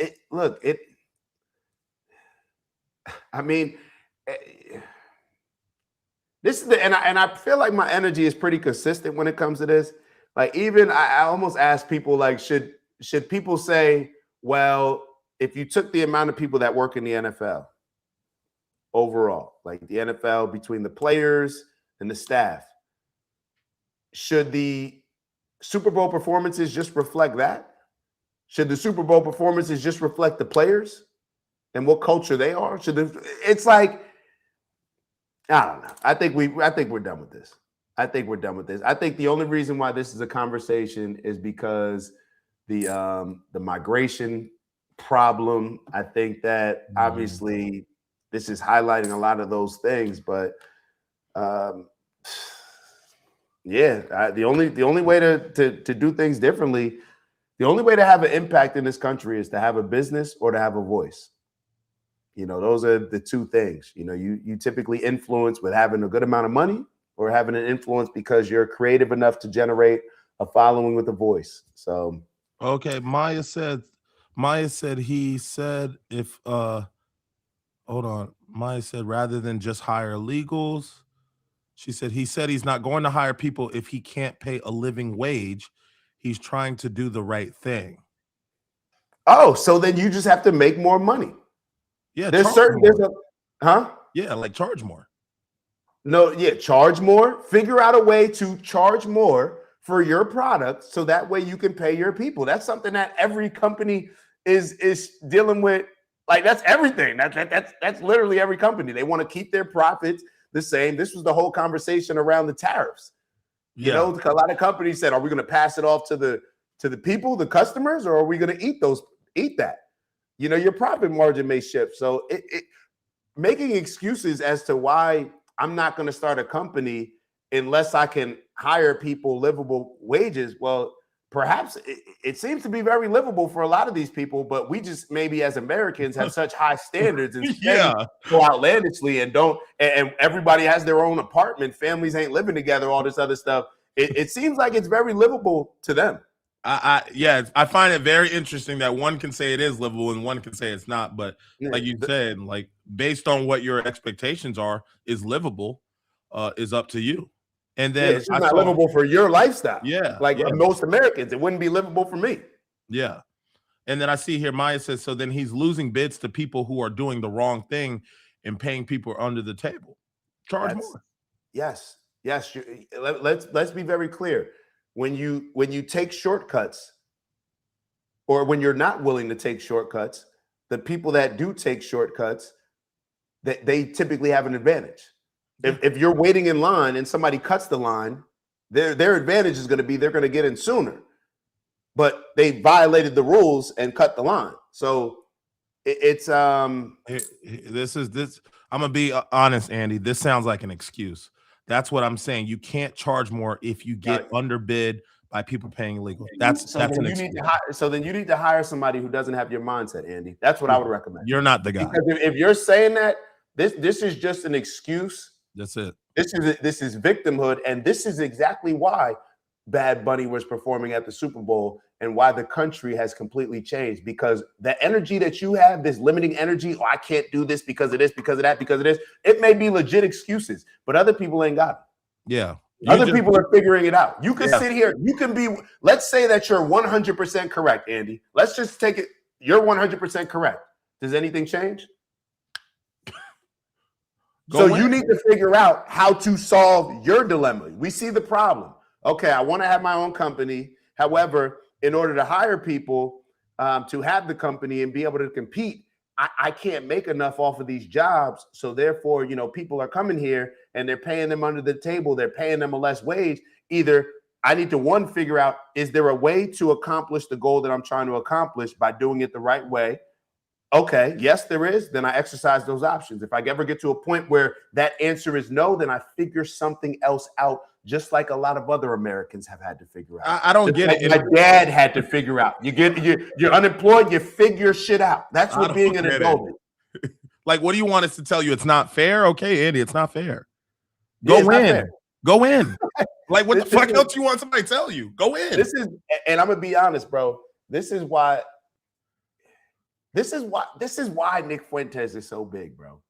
Mm-hmm. Because there's so many people that would rather just be entertained in listening to people justify why they're victims and why things are happening to them, rather than use that time to go figure out how to win in whatever their situation is and not be a victim to that situation.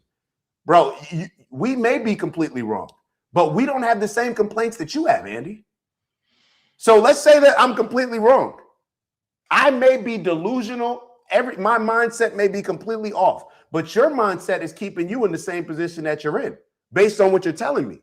So maybe you got to make a shift, or just be satisfied, be content with where you are. I don't see any other option. They're not taking your job, so you don't care. So then I guess, okay, so let's complain about the illegal migrants. Let's complain about AI. Let's complain about these dumbass college degrees that we're getting that set us up for what? Everybody's got them. They're meaningless. Yeah, don't you realize, Andy, that we're on here talking to you, not getting paid, trying to figure something else out? Do you know how many hours that have gone into this? Let's take the amount of hours that I've put in to doing a free podcast, a free live show over the last 4 years. Let's take all those hours. Let's take all the hours of prep that it took to do that as well. Let's take all those hours. And if I gave you half of those hours and you applied it to you getting out of your current situation, would you be in a better position? Yes or no? So you're talking to people that just don't speak the same language that you speak. You may be completely right. I just refuse to look at life that way. There's plenty of things that come up. Oh, shoot. I'm doing all this podcasting, so therefore my other job that was paying me 3 times what I'm making now, you know what I mean? But I took a risk. I took a sacrifice. I said, you know what? And in order for me to do that, maybe I can't live in 2 different places. Maybe we can't have 3 apartments. Maybe we go down to 2. Maybe we go down to 1. But you make certain sacrifices in order to figure your shit out, so you don't have to be online complaining on somebody's comments about migrants taking your jobs and opportunities away from you, bro. This is just a simple thing. I'm seeing a lot of people say I'm understanding Andy. I'm agreeing with Andy. Guys, I think you guys are missing. That's why America is what it is. Because everybody understands America and everybody's taking your shit because you sit back and are entitled. You got a lot of that nigga energy in a lot of y'all, bro. Yeah, it's just like, guys, we are not oblivious to what he's saying. He's speaking fine English. We get that. We're just telling you, we don't care if the prep school kids get funding, have nice jerseys, come up on coach buses, and we're from the inner city. Go win. That's it. I don't know what else y'all want me to co-sign. Go win. If you want the scholarship bad enough, then you might have to stay up later than the kid who has a private tutor. Go win. Find a way to win. Raise your prices. Focus on your branding. Scale your marketing. They got to bid the same way you got to bid.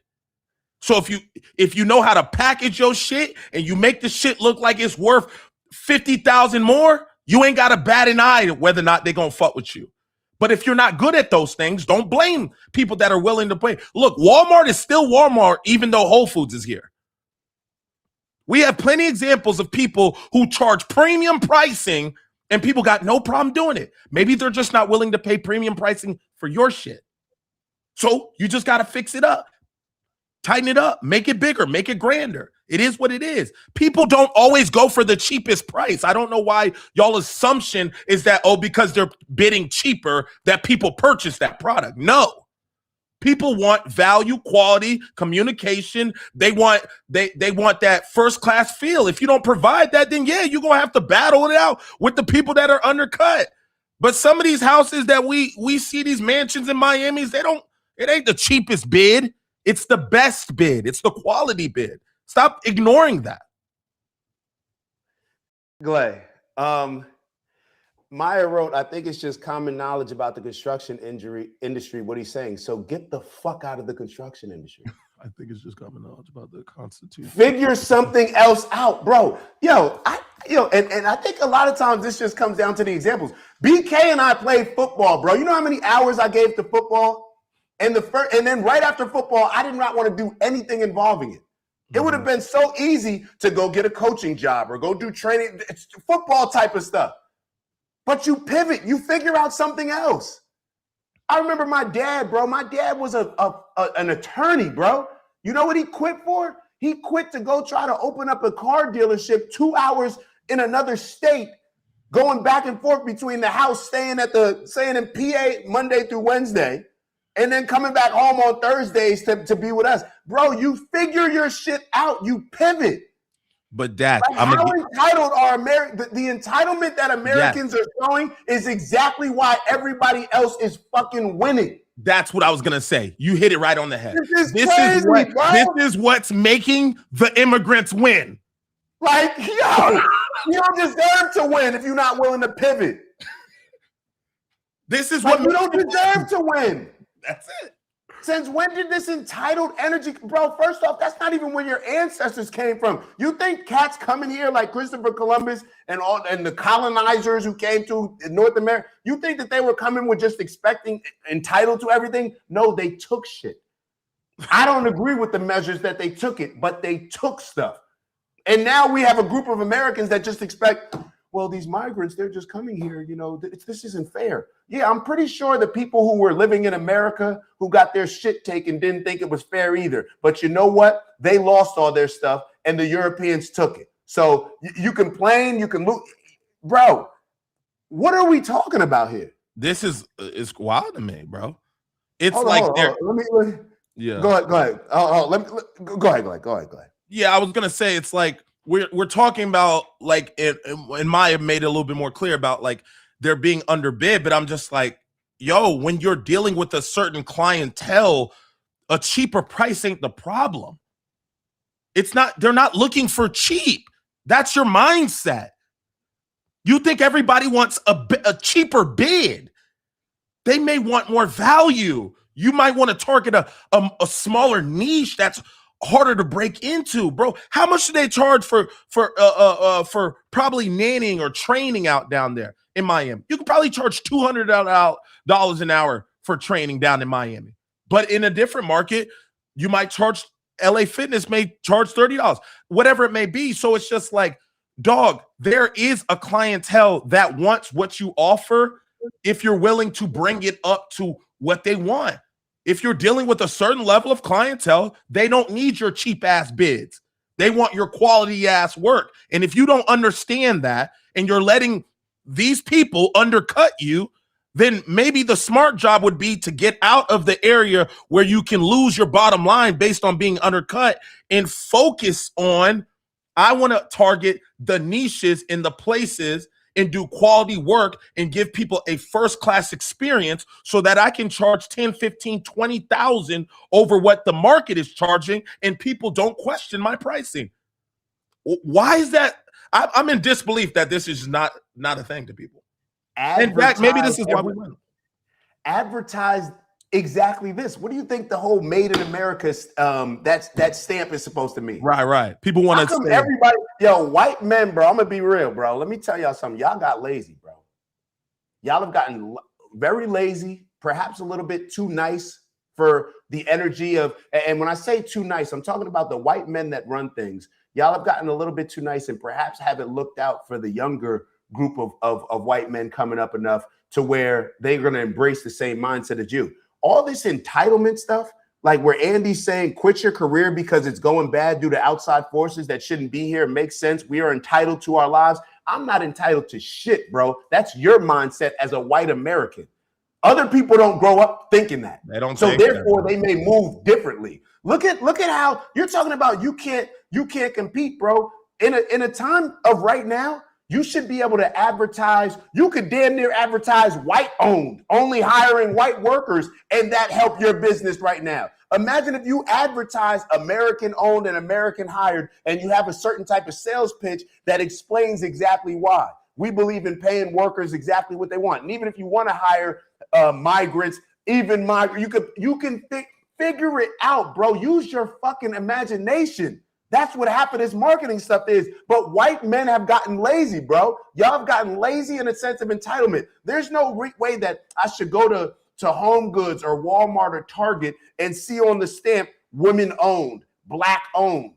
And they figured out a way to appeal to their type of audience so they can even charge more. So now women are taking pride in buying their product because, hey, I'll pay a little extra for this women owned. Or black people are taking pride. I'll pay a little bit extra for this black. Put America, put white America, put whatever it is that you need to put on there. Small business. Small business. You could take race out of it and just we pay our company. You could create a new term. You can create a new term that's a new stamp that says we pay livable wages. That could be your slogan. Livable wage construction. So our price out there, bro. So our price reflects based on that. People gonna tap in for that. Hire me, bro. Hire BK, bro, instead of complaining. Yeah. Put your money up. That's what you got to do. You got to hire a coach sometimes. If your thinking only brings you here to where you're feeling like a limitation and you need to tap into other things, then you need to hire somebody, bro. You need to hire somebody or be content in where your life is. Because if you're not willing to pivot, there's plenty. I've been playing football my whole life, and now I got cut from a team. It wasn't fair. The guy that made the team, he only made the team because he was drafted, and I was a free agent. But I played a better preseason than him, and now I got to go get a regular job and leave my industry that I've been in since I was 10 years old. Like, bro, what are you talking about? Yeah, Phil. So Phyllis said, I can't help but think about this from a point of view of the hiring process of my boss. She's hiring a company based on bid. Phyllis, I'm not here to say that it's not true. I absolutely know people hire based on price. I am also telling you there are very successful, affluent, very wealthy people that don't hire based on price. They hire based on quality. They hire based on relationships. I don't know if y'all know that existed, but somebody can do the same thing for double the price simply because of his branding. Apple can charge a phone $1,000 that Android can't charge. Rolls-Royce can charge you $350 for a car, but Honda can charge you $30,000. We are well aware of how price is not the deciding factor. Some people drive first class, some people in the back. Like, it's up to what you're looking for and what you want, what's your experience. So he's price. A consumer, Glay. I think put that difference. You look at stuff from a seller. He's looking at stuff from a buyer perspective. I'm sorry, Glay.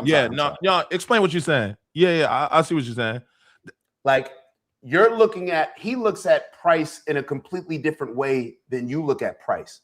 What is the value in something? I don't know.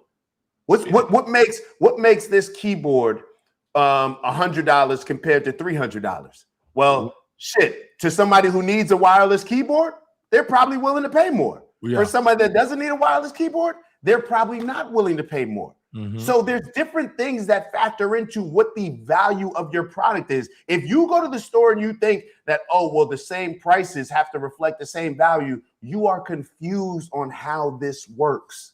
That t-shirt that you bought from Balmain or Louis is the same t-shirt that I can order for $5 off of one of these wholesale companies. It's the same t-shirt. It just has something different on it. So you have to figure out a way, or don't, and be happy and content where you are.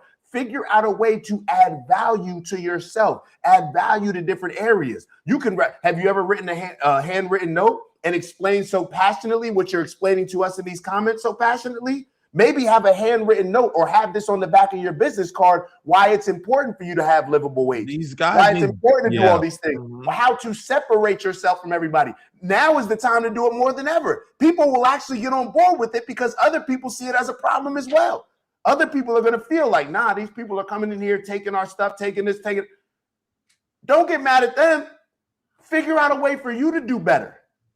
Figure out a way for you to do better and then maybe hire them. I don't like, this is not, damn. I just never thought about problems on this level, bro. I'll be honest. Never. Like Always solution in my head. So I saw mine says, so it's very hard to get a bid if you're not paying illegals under the table. Simple. If you want to pay American citizens a living wage, then your bid is going to come in higher and you'll probably lose the bid. I don't believe that's always, I don't believe that it can be true. I just don't believe that it doesn't have to be that way. None of y'all have ever tried the things that you're talking about from Andy on. And how I know Andy's never tried a lot of these things. Maya, I know you don't know anything about construction, respectfully, but I understand that you're making valid points. All of these valid points mean nothing until you actually try to do it. Mm-hmm. None of these points, and the only time people will listen to you is when you actually see somebody else making money off of it. Step outside the box. They stepped outside the box and brought on illegal migrants. You don't think that they deal with a whole bunch of cons and not convicted felons, but pros and cons. Like there's pros with the money, but there's also a lot of cons, a lot of challenges that come with that. Right. You're only looking at it from, you're only looking at one aspect of it. So you figure your shit out. Like, oh my God. This and what was so discouraging is this right here. Andy wrote, how about I charge the least amount possible and still pay living wages and they don't allow people to break the law and undercut me? Wouldn't that be a better way to do business? I don't know. Let the market decide, right? Isn't that who typically decides which product is better? That's Let true. the market decide. If you got a better product, then the market's going to decide. But then what does Andy say right after this? Have a good day. You're not coachable. You're not coachable. And this is why a lot of these, I keep going back to, this is why Nick Fuentes has the following that he has. Because most people just want to listen to somebody that's going to make them feel better about their current shitty situation that they're in and not push them to be uncomfortable and to be comfortable being uncomfortable in order to change and put accountability on themselves to do something different. You telling us to have a good day, bro. We just gave you certain advice that people should be paying for. We just gave you consulting advice that you should be paying for. Instead, you're telling us to have a good day because we made you uncomfortable and dug into those insecurities that you have and you stepping outside of the box because you'd rather us just tell you, it's not fair, Andy, it's not your fault. And then 5 years later, you're in the same position. 10 years later, you're in the same position. Grow the fuck up, bro. You got to figure life out. Ain't nobody, nothing is handed to you. There's no entitlement. And it's so funny how the same people can have that energy. They're also on the side calling people victims, telling black people, oh, you shouldn't be worried about slavery. Yeah. And then listen to this shit. Like, bro, hold up. Listen to this How shit. is it the same people on both sides of these arguments? Black people need to figure it out. It's 300 years ago. Figure it out, bro. That's what y'all told niggas. Or just be comfortable losing it because the migrants, they figuring it out. They figuring it out, bro. This is I'm like it's just like it's like when Look, you can fly Spirit or you can fly United. Some people cool flying Spirit. I'm cool flying Spirit. I'm gonna post the picture. I got a couple images right in here with the little Spirit bubble. I'm gonna say I was amped on Spirit. I'm a Spirit Silver member. Everybody ain't with that. Yeah, that's it. And like what Maya had posted a good one saying about, I guess your parents had some contractors work, Dak, on the crib. And perfect example. Yeah, go ahead and talk about that. I already know where she's going. My dad ended up going with the guy. He just liked the guy. He paid a whole lot more. Him and my mom, they paid a whole lot more just because, you want to know what did it? Yo, the dude said that he was when my dad spoke to him, and I believe my dad will correct me if this is wrong.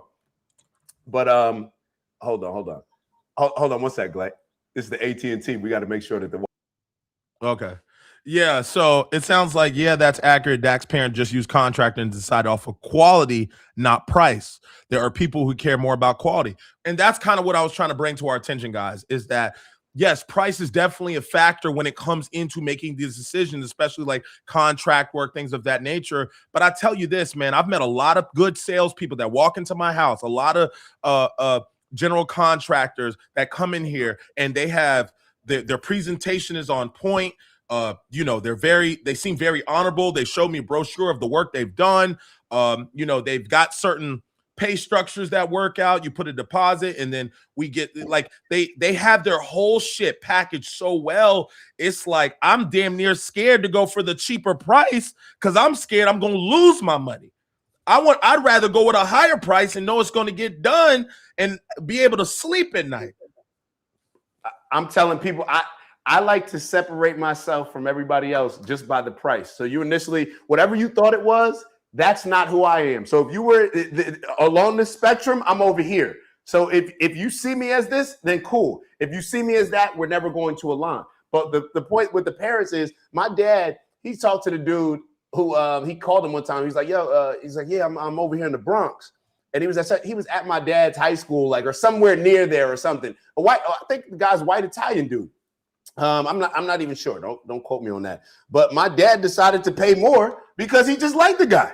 He's like, oh, you know what my dad was pointing out? And I was laughing about it at the time, Glay. He was like, yeah, he noticed this with the stairs, that the stair was a little bit off and that there was a little bit of a creak in the stair. And I didn't even know that. And my dad was like, I walked these stairs. I kept walking these stairs and I didn't even notice that. And him just pointing out that little difference, like I saw like, oh no, he's a legit guy. And we always make fun of my dad because when he used to go to Nordstrom's and stuff, like if he gets a personal shopper, like it's over. It's like, over. You know what I'm saying? If he gets like somebody just because they're gonna tell him, oh, wine and dine him. Oh, you look good in that. Like that. So this dude, he just showed my dad that he was different just by the technical, his technique, his skills, everything that went into it, his experience. He showed a difference to where they paid thousands of dollars more, not just like thousands of dollars more. You know what I'm saying? So it's all relative. It's all relative, bro. And but if Andy has never stepped outside of that position and tried something, see, he's not willing to try what we're suggesting. That's what a lot of this stuff comes down to. Yeah, if you're not willing to try, if you don't have the confidence, or you're not willing to do certain things to develop the confidence to charge more and to bring a greater value. See, you can't charge more with just the expectations that I'm going to deliver the same value. Oh, no. I'm charging more based on, this is what I'm going to make sure that whatever I told you, I'm still overperforming because I know the value that I bring to the table. Now, how can I save you money? Not just about what you're going to pay me, but this is what you're going to save. This is Yeah.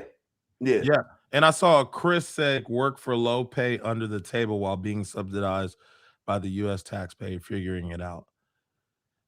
Dak, this is why I'm still pissed off that as a black person, I'm paying y'all fucking taxes. Y'all white folks.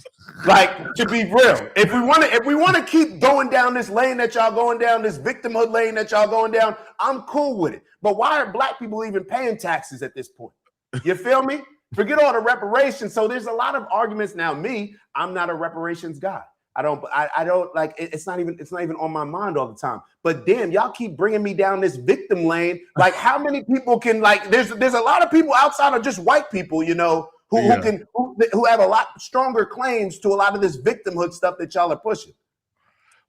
And where I'm confused at, Dak, it's like this is why when we pull up and you see every Subway owned by somebody from India, every gas station owned from somebody in the Middle East, every Asian owned, they got the whole block. And we wonder why. And we don't let all these immigrants come in. So now y'all gonna tell me that the Hispanics are the issue. No.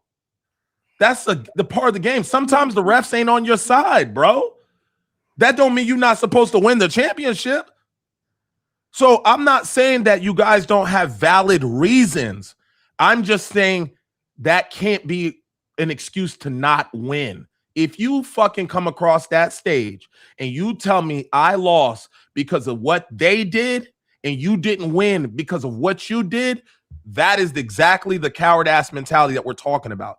And this is why sports lets you understand that there will be a team that has better pads, better coaching, better resources, better better cleats, better all that stuff. That is not an excuse not to go out there and fucking win. Take your ass inside the house at halftime. Understand the game that you playing. No motherfuckers ain't playing fair. And make it happen. I'm just not giving up on you. I just believe that you can. Huh? But he's 6'6" and he runs a 4'7", 4'6". How can you compete with him, BK? I'm not giving up on you, bro. I just don't. This stuff can't even come out of my mouth. But this is what makes immigrants come here and win, because we want to talk about all this under table talk. But then when we sit here, and Samira was saying a lot of stuff about it, when they come here, they're willing to live one apartment. It's not. What's that, Glay? This is the text from my dad. Can you read it? Tap on. It's got to zoom in so it focuses. Shoot. It's the camera. It's the Mevo. Yeah. So pretty much he just said the dude knows his shit. Yeah. That's why he was able to sell us on more. Yeah. So it's just like, you at the end of the day, you got win. But this is, I'm telling you, this immigrant mentality, which is what I love that I've always had. I've never came here and been entitled, my parents come from a third world country. Bro, I can't show up here and make the rules and see, because like you said, white Americans are this is their home stadium. You know what I'm saying? It's their home stadium. They feel like they should be able to make the rules. So the minute you remove them from home team advantage, they want to bitch and complain about the rules and the refs. And it's just like a lot of people showing up to y'all's field and doing what the fuck they want and taking y'all money and sending that shit back home while y'all bitching about the refs. It's either you want to catch the dub or you don't. I don't give a fuck what you do. You can light it up in my comments all fucking day. You still not going to catch a dub. Glay, I think because by Chris's comment, can't answer to the claim, get mad. I don't know exactly what that means, but let me read, like, I'm not for people coming here illegally. Just to be like, I guess we should have stated this. I thought sometimes it's the obvious things don't need to be stated, but I guess we did. I'm not for people coming here illegally. I'm not for people, being paid. The whole livable wage thing is whatever. But I mean, being paid under the table and leveraging the market. I want people to get paid as much as they can. Like, you know what I mean? Like, so I'm not like, I don't know what, this is not about choosing sides. It's about, this is the situation. Okay, so how do I figure out the situation? Do I complain and say, this is unfair? Okay, well, why don't you use the same thing? Why one of the reasons why I studied and appreciated certain aspects of the LGBTQ movement is I was sitting here wondering, like, how did they become so powerful? I'm going through all this stuff in my mind. I'm like, how did Jewish people become so powerful? How did they study the people that are getting stuff done and do that? Use it as a rallying cry. What do we always talk about Jewish people? How do they end every Mazel Tov for they tried to kill us and we're still here? They use it as a rallying cry to unite. So use it as a rallying cry to unite people that actually care about the same things that you care about, Andy, because apparently there's a lot of people that feel this way. So sell your business to them. They'll pay extra and they'll appreciate you being willing to go out on that limb to say, you know what? I don't know how I'm going to figure this out, but I'm going to do it. Have you ever asked for an investor? Have you ever tried to raise money for your business? Have you ever put together a plan and say, hey, this is why I'm doing this? You could put it together a little one-pager. We could help you with it. And you can give this to other people. Some people may just want to donate to your business. Some people may not even want, you could do the crowdfunding in advance. You could say like, hey, you don't even have to give them any equity. You could set it up to where, hey, your investment, this is what your investment gives you. I'll be your person that gives you a first look or does a walkthrough and whatever construction services that I'm providing, or you get a discount on my services for life. I don't know what it is, but there's always a way to figure stuff out. And we waste so much time on this limiting energy type of thought process, which is kind of like one of the biggest takeaways that I had over the weekend, which is like, I'd rather focus and spend my time with people that look for solutions rather than people that make complaints, bro, that are just complaining about certain things. Yo, there's a solution for all of this stuff, bro. Like it's exactly what you said. It's just like we are just our default is always solution. Like, let's identify the issue. I'm all for that. But you're not gonna get me kumbayaing around a fucking forest fire, speaking s'mores, complaining about how the game is. I'm not doing all that. I ain't got time for that. If my real focus is getting money, there ain't no way I'm getting paid complaining to niggas on a podcast, first and foremost. So if you don't know how to make this problem, you can start by putting this shit in ChatGPT. That's a good start for you. And then you can just think about maybe, I don't know what it needs to do, but I tell you this, if I was in construction anywhere near your ass, I would run laps around you. And I'm not in your industry. I would run laps around you simply because I know when shit got hard, your ass would fucking bitch and complain about this shit. And I know I would eliminate you. This is business, bro. This is the capitalist system. They step on niggas who don't figure it out. So, cool, your shit not gonna be here that much longer with you in charge. That's the difference between a boss and a worker. See, the boss mentality is, oh no, we figure it out. Whatever the situation is, we figure out how to capitalize on that situation or how to market it in a way that makes it beneficial for us. It's like the worker is just like, oh, I have no power in any of this, so I'm just gonna complain. And it's almost like even his name, your name. Bro, your name on this is Andy Dufresne after Shawshank Redemption, a guy that was wrongfully founded guilty of committing murder, and he dug for fucking years through a tunnel out of a fucking prison and then walked on his arms. What was it, like 3 or 4 football fields in a small what are those? Not tube. What are those things called? Tunnel or sewer system? Tunnel, sewer system, like a little what's the actual a pipe?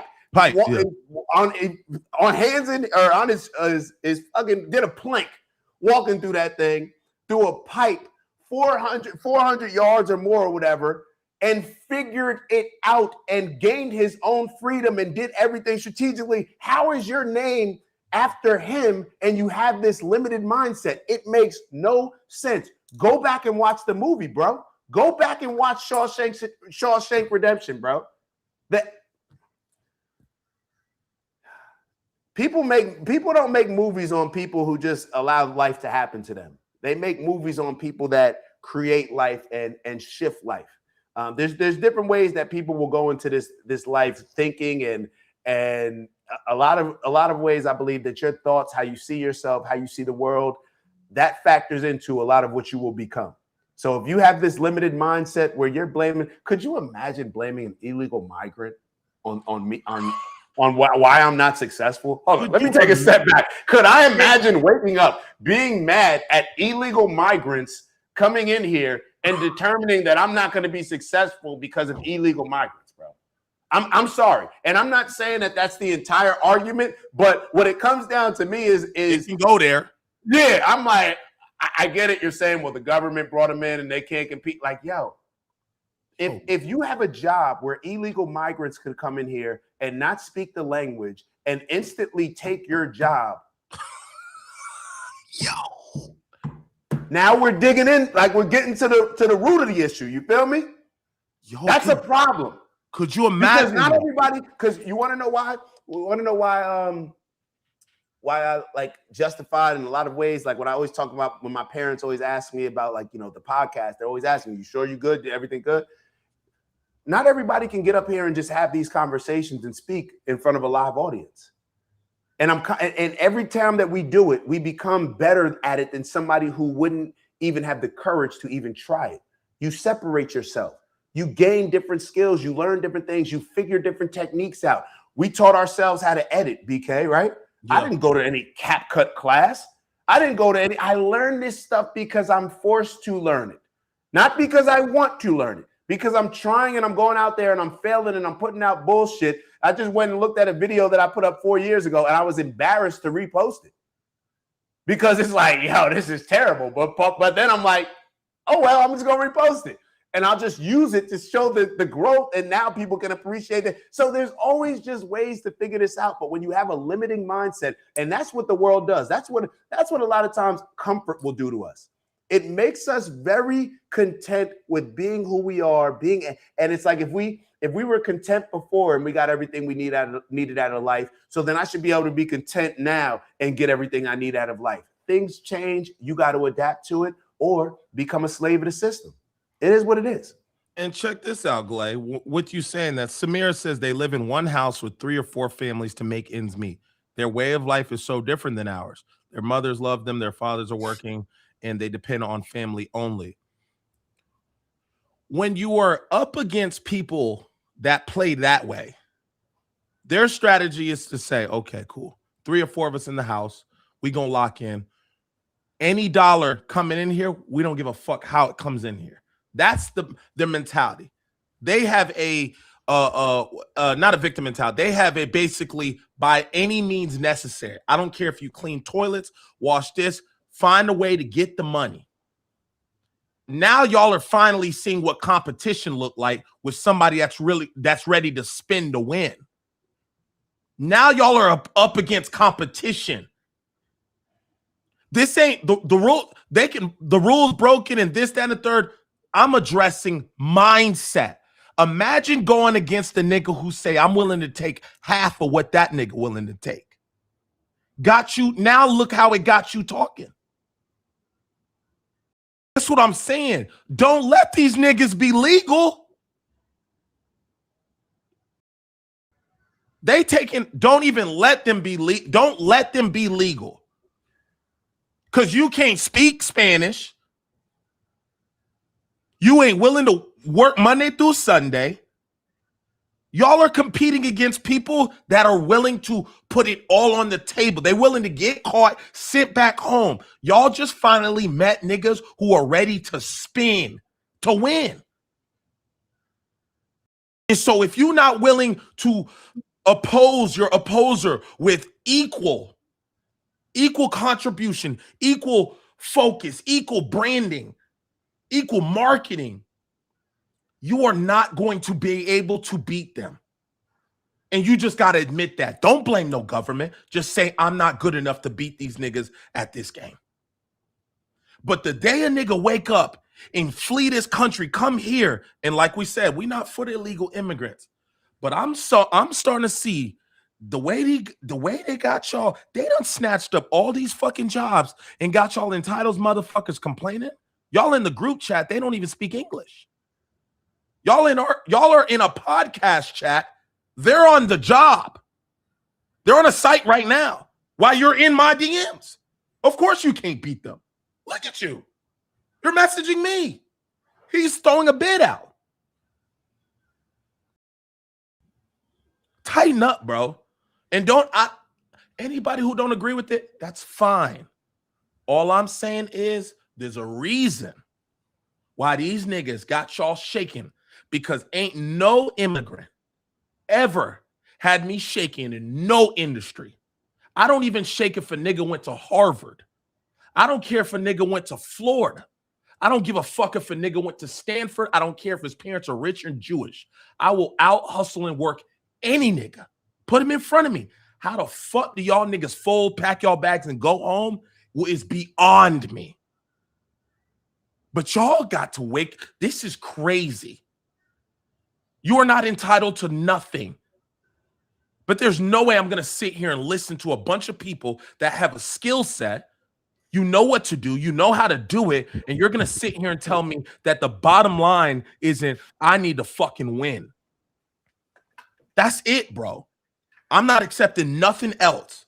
And when we talk about we need to establish some type of main bottom ground when it comes to men in our societies, it starts right here. Men, do not speak this way towards competition. Okay? Yeah, like I don't even want to hear this. I don't want to hear none of this shit. This is Villanova. They trying to kill us out here, coach. Okay, this is what that is. If you know, you know. I'm not accepting no man sitting here telling me about what illegal immigrants are doing. You get your ass the fuck up and you go fucking win. There's no other fucking option. And if you're a man that is responsible for children, a wife and family, you ain't got no other fucking answer but that one. You go look your kids in the face and tell them that shit. Because those immigrants that had the same opportunity, and look what they were willing to tell their kids. I was willing to go over here illegal and figure this shit the fuck out. Isn't this the essence of sports? Like, isn't this like 101? Like when you're teaching like your little kid who doesn't really understand sports, but dad, he's bigger than me. He's strong. Listen, son. Like, isn't this the whole, like, everybody's not going to be 6'3"? So now, okay, so now that I'm 5'10", I cannot compete ever because, you know, they're 6'3". Like, bro, and I'm realizing, Glay, this is a lot of ways we gotta pat ourselves on the back a little bit when it comes to this, because this is the mindset of a chipped shoulder, like when you walk around with a chip on your shoulder from not going D1. Yeah. You know what I'm saying? From having to try to do tryouts, having to try to walk on, having to have, bro, this has been like, do you remember the energy that we used to have? And we'll finish it off with this. First off, Uluwehi, shout out to you because you dropping some wisdom. You always do. How do you know how to say the name? Come on, bro. Active versus passive solutions. The gratitude will lead you forward. It's the same thing as prayer, just a different name. Keep shining, my friend. Definitely appreciate that. Now, I want to tell y'all real quick about our mindset. We're William and Mary. We're getting ready to play UVA. And UVA, they have more scholarships than us. They literally are able to give out more scholarships than us. They have more money than us. They have more of a budget than us. And we're going to play at UVA. They hire small D1 schools to play against so they can beat the shit out of us at either a home opener or a homecoming. And their fans cheer and get excited about their season. Yeah, they pay us. They pay us. They pay us to play against them. They pay us. So we're supposed to go there and get beat, like just get destroyed. We go there. And not only when we go there, years before we found out that we were playing them. So this is like freshman, sophomore year. And if you go to William and Mary, you know what I'm saying? This is so if you go to William and Mary, like the bigger school is like UVA. It's kind of like a bigger version of William and Mary. Like, you know what I'm saying? Big bro. Right. Yeah. So we had a chip on the shoulder. We were saying years before this, like, yo, we are going to beat the shit out of them when we play them. Like they have and believed it. And when the work added up to the belief, wouldn't we go there? We did exactly what we said we were going to do. We didn't have all these excuses. Oh, they got 4 or 5 players getting drafted in the first 2 rounds. They got this, they got that. We got freshmen, we got receivers. I don't know if we got a receiver outside of DJ running under a 4.6. You know what I'm saying? Like, it's like we didn't have anything that they had, but bro, it doesn't matter. It doesn't matter because all we had to do was compete on that day and win that day. And we would have beat them any day, honestly. That's my mindset. And I think that was all of our mindsets. But bro, you figure stuff out. This is sports. Nothing in sports is a level playing field. Nothing. So when we try to create that in life, it's like, this doesn't even make sense. It's not realistic. When somebody tries to tell me that, I'm like, yo, you're trying to play me. When somebody talks on this level of the playing field, I'm like, yo, you know that's not how the world will ever be. So clearly you must be trying to play me. Like you think that I'm going to buy into that to support you, but it not be beneficial to me. So look, whether you believe you can or you can't, you're right. That's what I'll leave it at. Whether you believe you can or you believe you can't, you're right. You're right. That's all I got, Glenn. Damn. Yeah, man. UVA was a great example. UNC was a great example. UNC, NC State. y'all should have definitely y'all were bullying them. Yeah, like we've never, and that's what I love about, like I'm saying, that's what I loved about William Mary and those athletes that we have. Our mentality has always been like this. All the boys that we talk about all the time that we experienced with, they were small school guys that really had big school athleticism, big school measurables, but they just didn't get that big stool tag when it was all said and done. And every nigga that came into William Mary was pissed the fuck off they was there. Nobody was happy with the shit. And everybody went into those, every time we got the opportunity to put hands on a nigga and show him how the fuck you are here and we're not, we made it, and it was the best. I mean, we could have been Florida. Like, it was the best group of kids I've ever seen, mentality wise, that just walked around with a chip on their shoulder and believed that no one is better than them. And how many niggas had an NFL jersey in our 4-year window, Dak? In those 4-year windows, people don't realize we sent more players to the NFL than any other small school. I think it was damn near competing with the D1 schools in our had to be, bro. Our pro day was bigger than UVA's and Virginia Tech's, bro. I'm getting ready to run my 40 and Mike Singletary's walking up. I remember, yeah. You know what I'm saying? I'm like, whoa, what? Yeah. And it was all just on grit, bro. We weren't the most, we weren't just physically when you talk about, like, people throw around that word where I don't even like, it doesn't even sound right when you use the word. You just know, like when people say like a certain level of dog in people, bro, if you were lining up against us, and especially if you were supposed to beat us, bro, it was, come on, man. Come on, bro. Anytime I can get my hands on one of these big time players, D1, bro, the only reason why I went to prep school, I went to Lawrenceville Prep School, and I wanted to go to Lawrenceville because they had the #1 player in the country, Myron Rolle, at the Hunt School, and I got to play him. That's why I went to that prep school, bro. University of Miami, Myron Rolle. He went to Florida State. Florida State, yeah, the safety. The only reason why I went to that prep school, bro, is because I wanted to play against that nigga. That's the only reason. Yeah. He was a dog. And then he didn't even play that game. He was a dog too. He didn't play his whole senior year, bro. He went straight to the league. He sat out his whole senior year. He was already the #1 recruit. He just sat out the whole senior year, bro. Gotcha. Come on, bro. Like, this is the type of by the way, sports show coming up. We're gonna be streaming. We're gonna be doing our little nightcap type of thing. Gotta get that Ocho type energy shit. Come on, bro. But these are like, it's not a. Let's do the breath work, Glad. Yeah. Let's do the breath work. It seemed like we need to offer some type of consulting. Yeah, dog school or something like that. Because we keep talking politics, but I want y'all to know that politics don't affect everybody the way it be affecting y'all niggas. There's some niggas that just dogs. Give a fuck what they do. We gonna win. So it's like, maybe we need to get a mindset, like a 15-minute mindset category of our 2-hour show, so that we're making sure we're not getting lost in politics and getting so comfortable complaining. Like, don't get it twisted. Me and Dak come on here and we pop shit about what's going on, but please believe we get back to what we need to get to, and which is the fucking win. We don't get lost in what the fuck Trump doing, because we understand that's going to be what it's going to be, but it's our job to win no matter what. So I don't want y'all to get so lost and consumed by who's at halftime when you need to be concerned about who's your head coach at your own house. Your mindset needs to be right.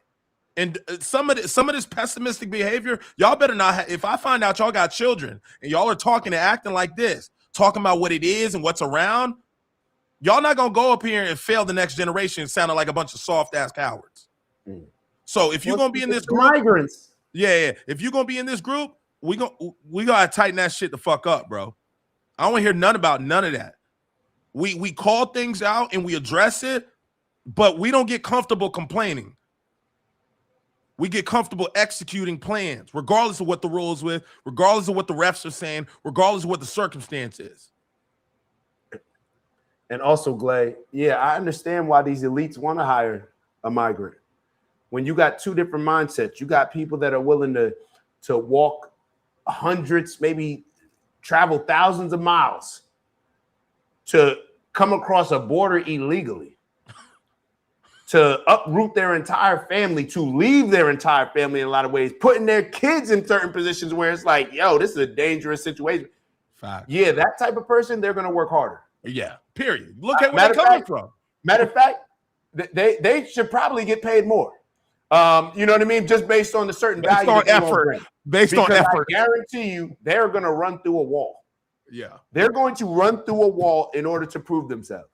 So is your mindset helping the cause by you playing this victim card, or is your mindset help, or are you hurting or helping it?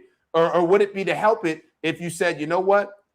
These migrants, they clearly see value in these migrants. How can somebody who don't even speak the language, who just came over here learning this type of stuff, who doesn't have the relationships, all this type of stuff, how can they compete with me? If they can, then that just means that I haven't been doing my due diligence thus far. Period. Hold on, bro. Hey, you're going to have to. Oh, this is my dog. Hold on, Glay. Can you handle the breath work? No, I can't. It's just pressing the button, bro. Yo, yeah, I can't press it. See, he thinks I can press his computer. Y'all just deep breath in. I'll just have to do the fucking thing. But yeah, that's what I mean, bro. All right, deep breath in. Hold up, Glay. I got to shut down the computer. So, yo, we'll do a breath work exercise later on. We'll be on later. Y'all have our word on that. And I got to shut this down. But it's all good. Love y'all. We'll see y'all in a few. We're doing more live streaming, so we're going to have to cut that down a little bit with the breath work. Unless you want to do it, Glay, but I'm going to have to change the computer. We couldn't.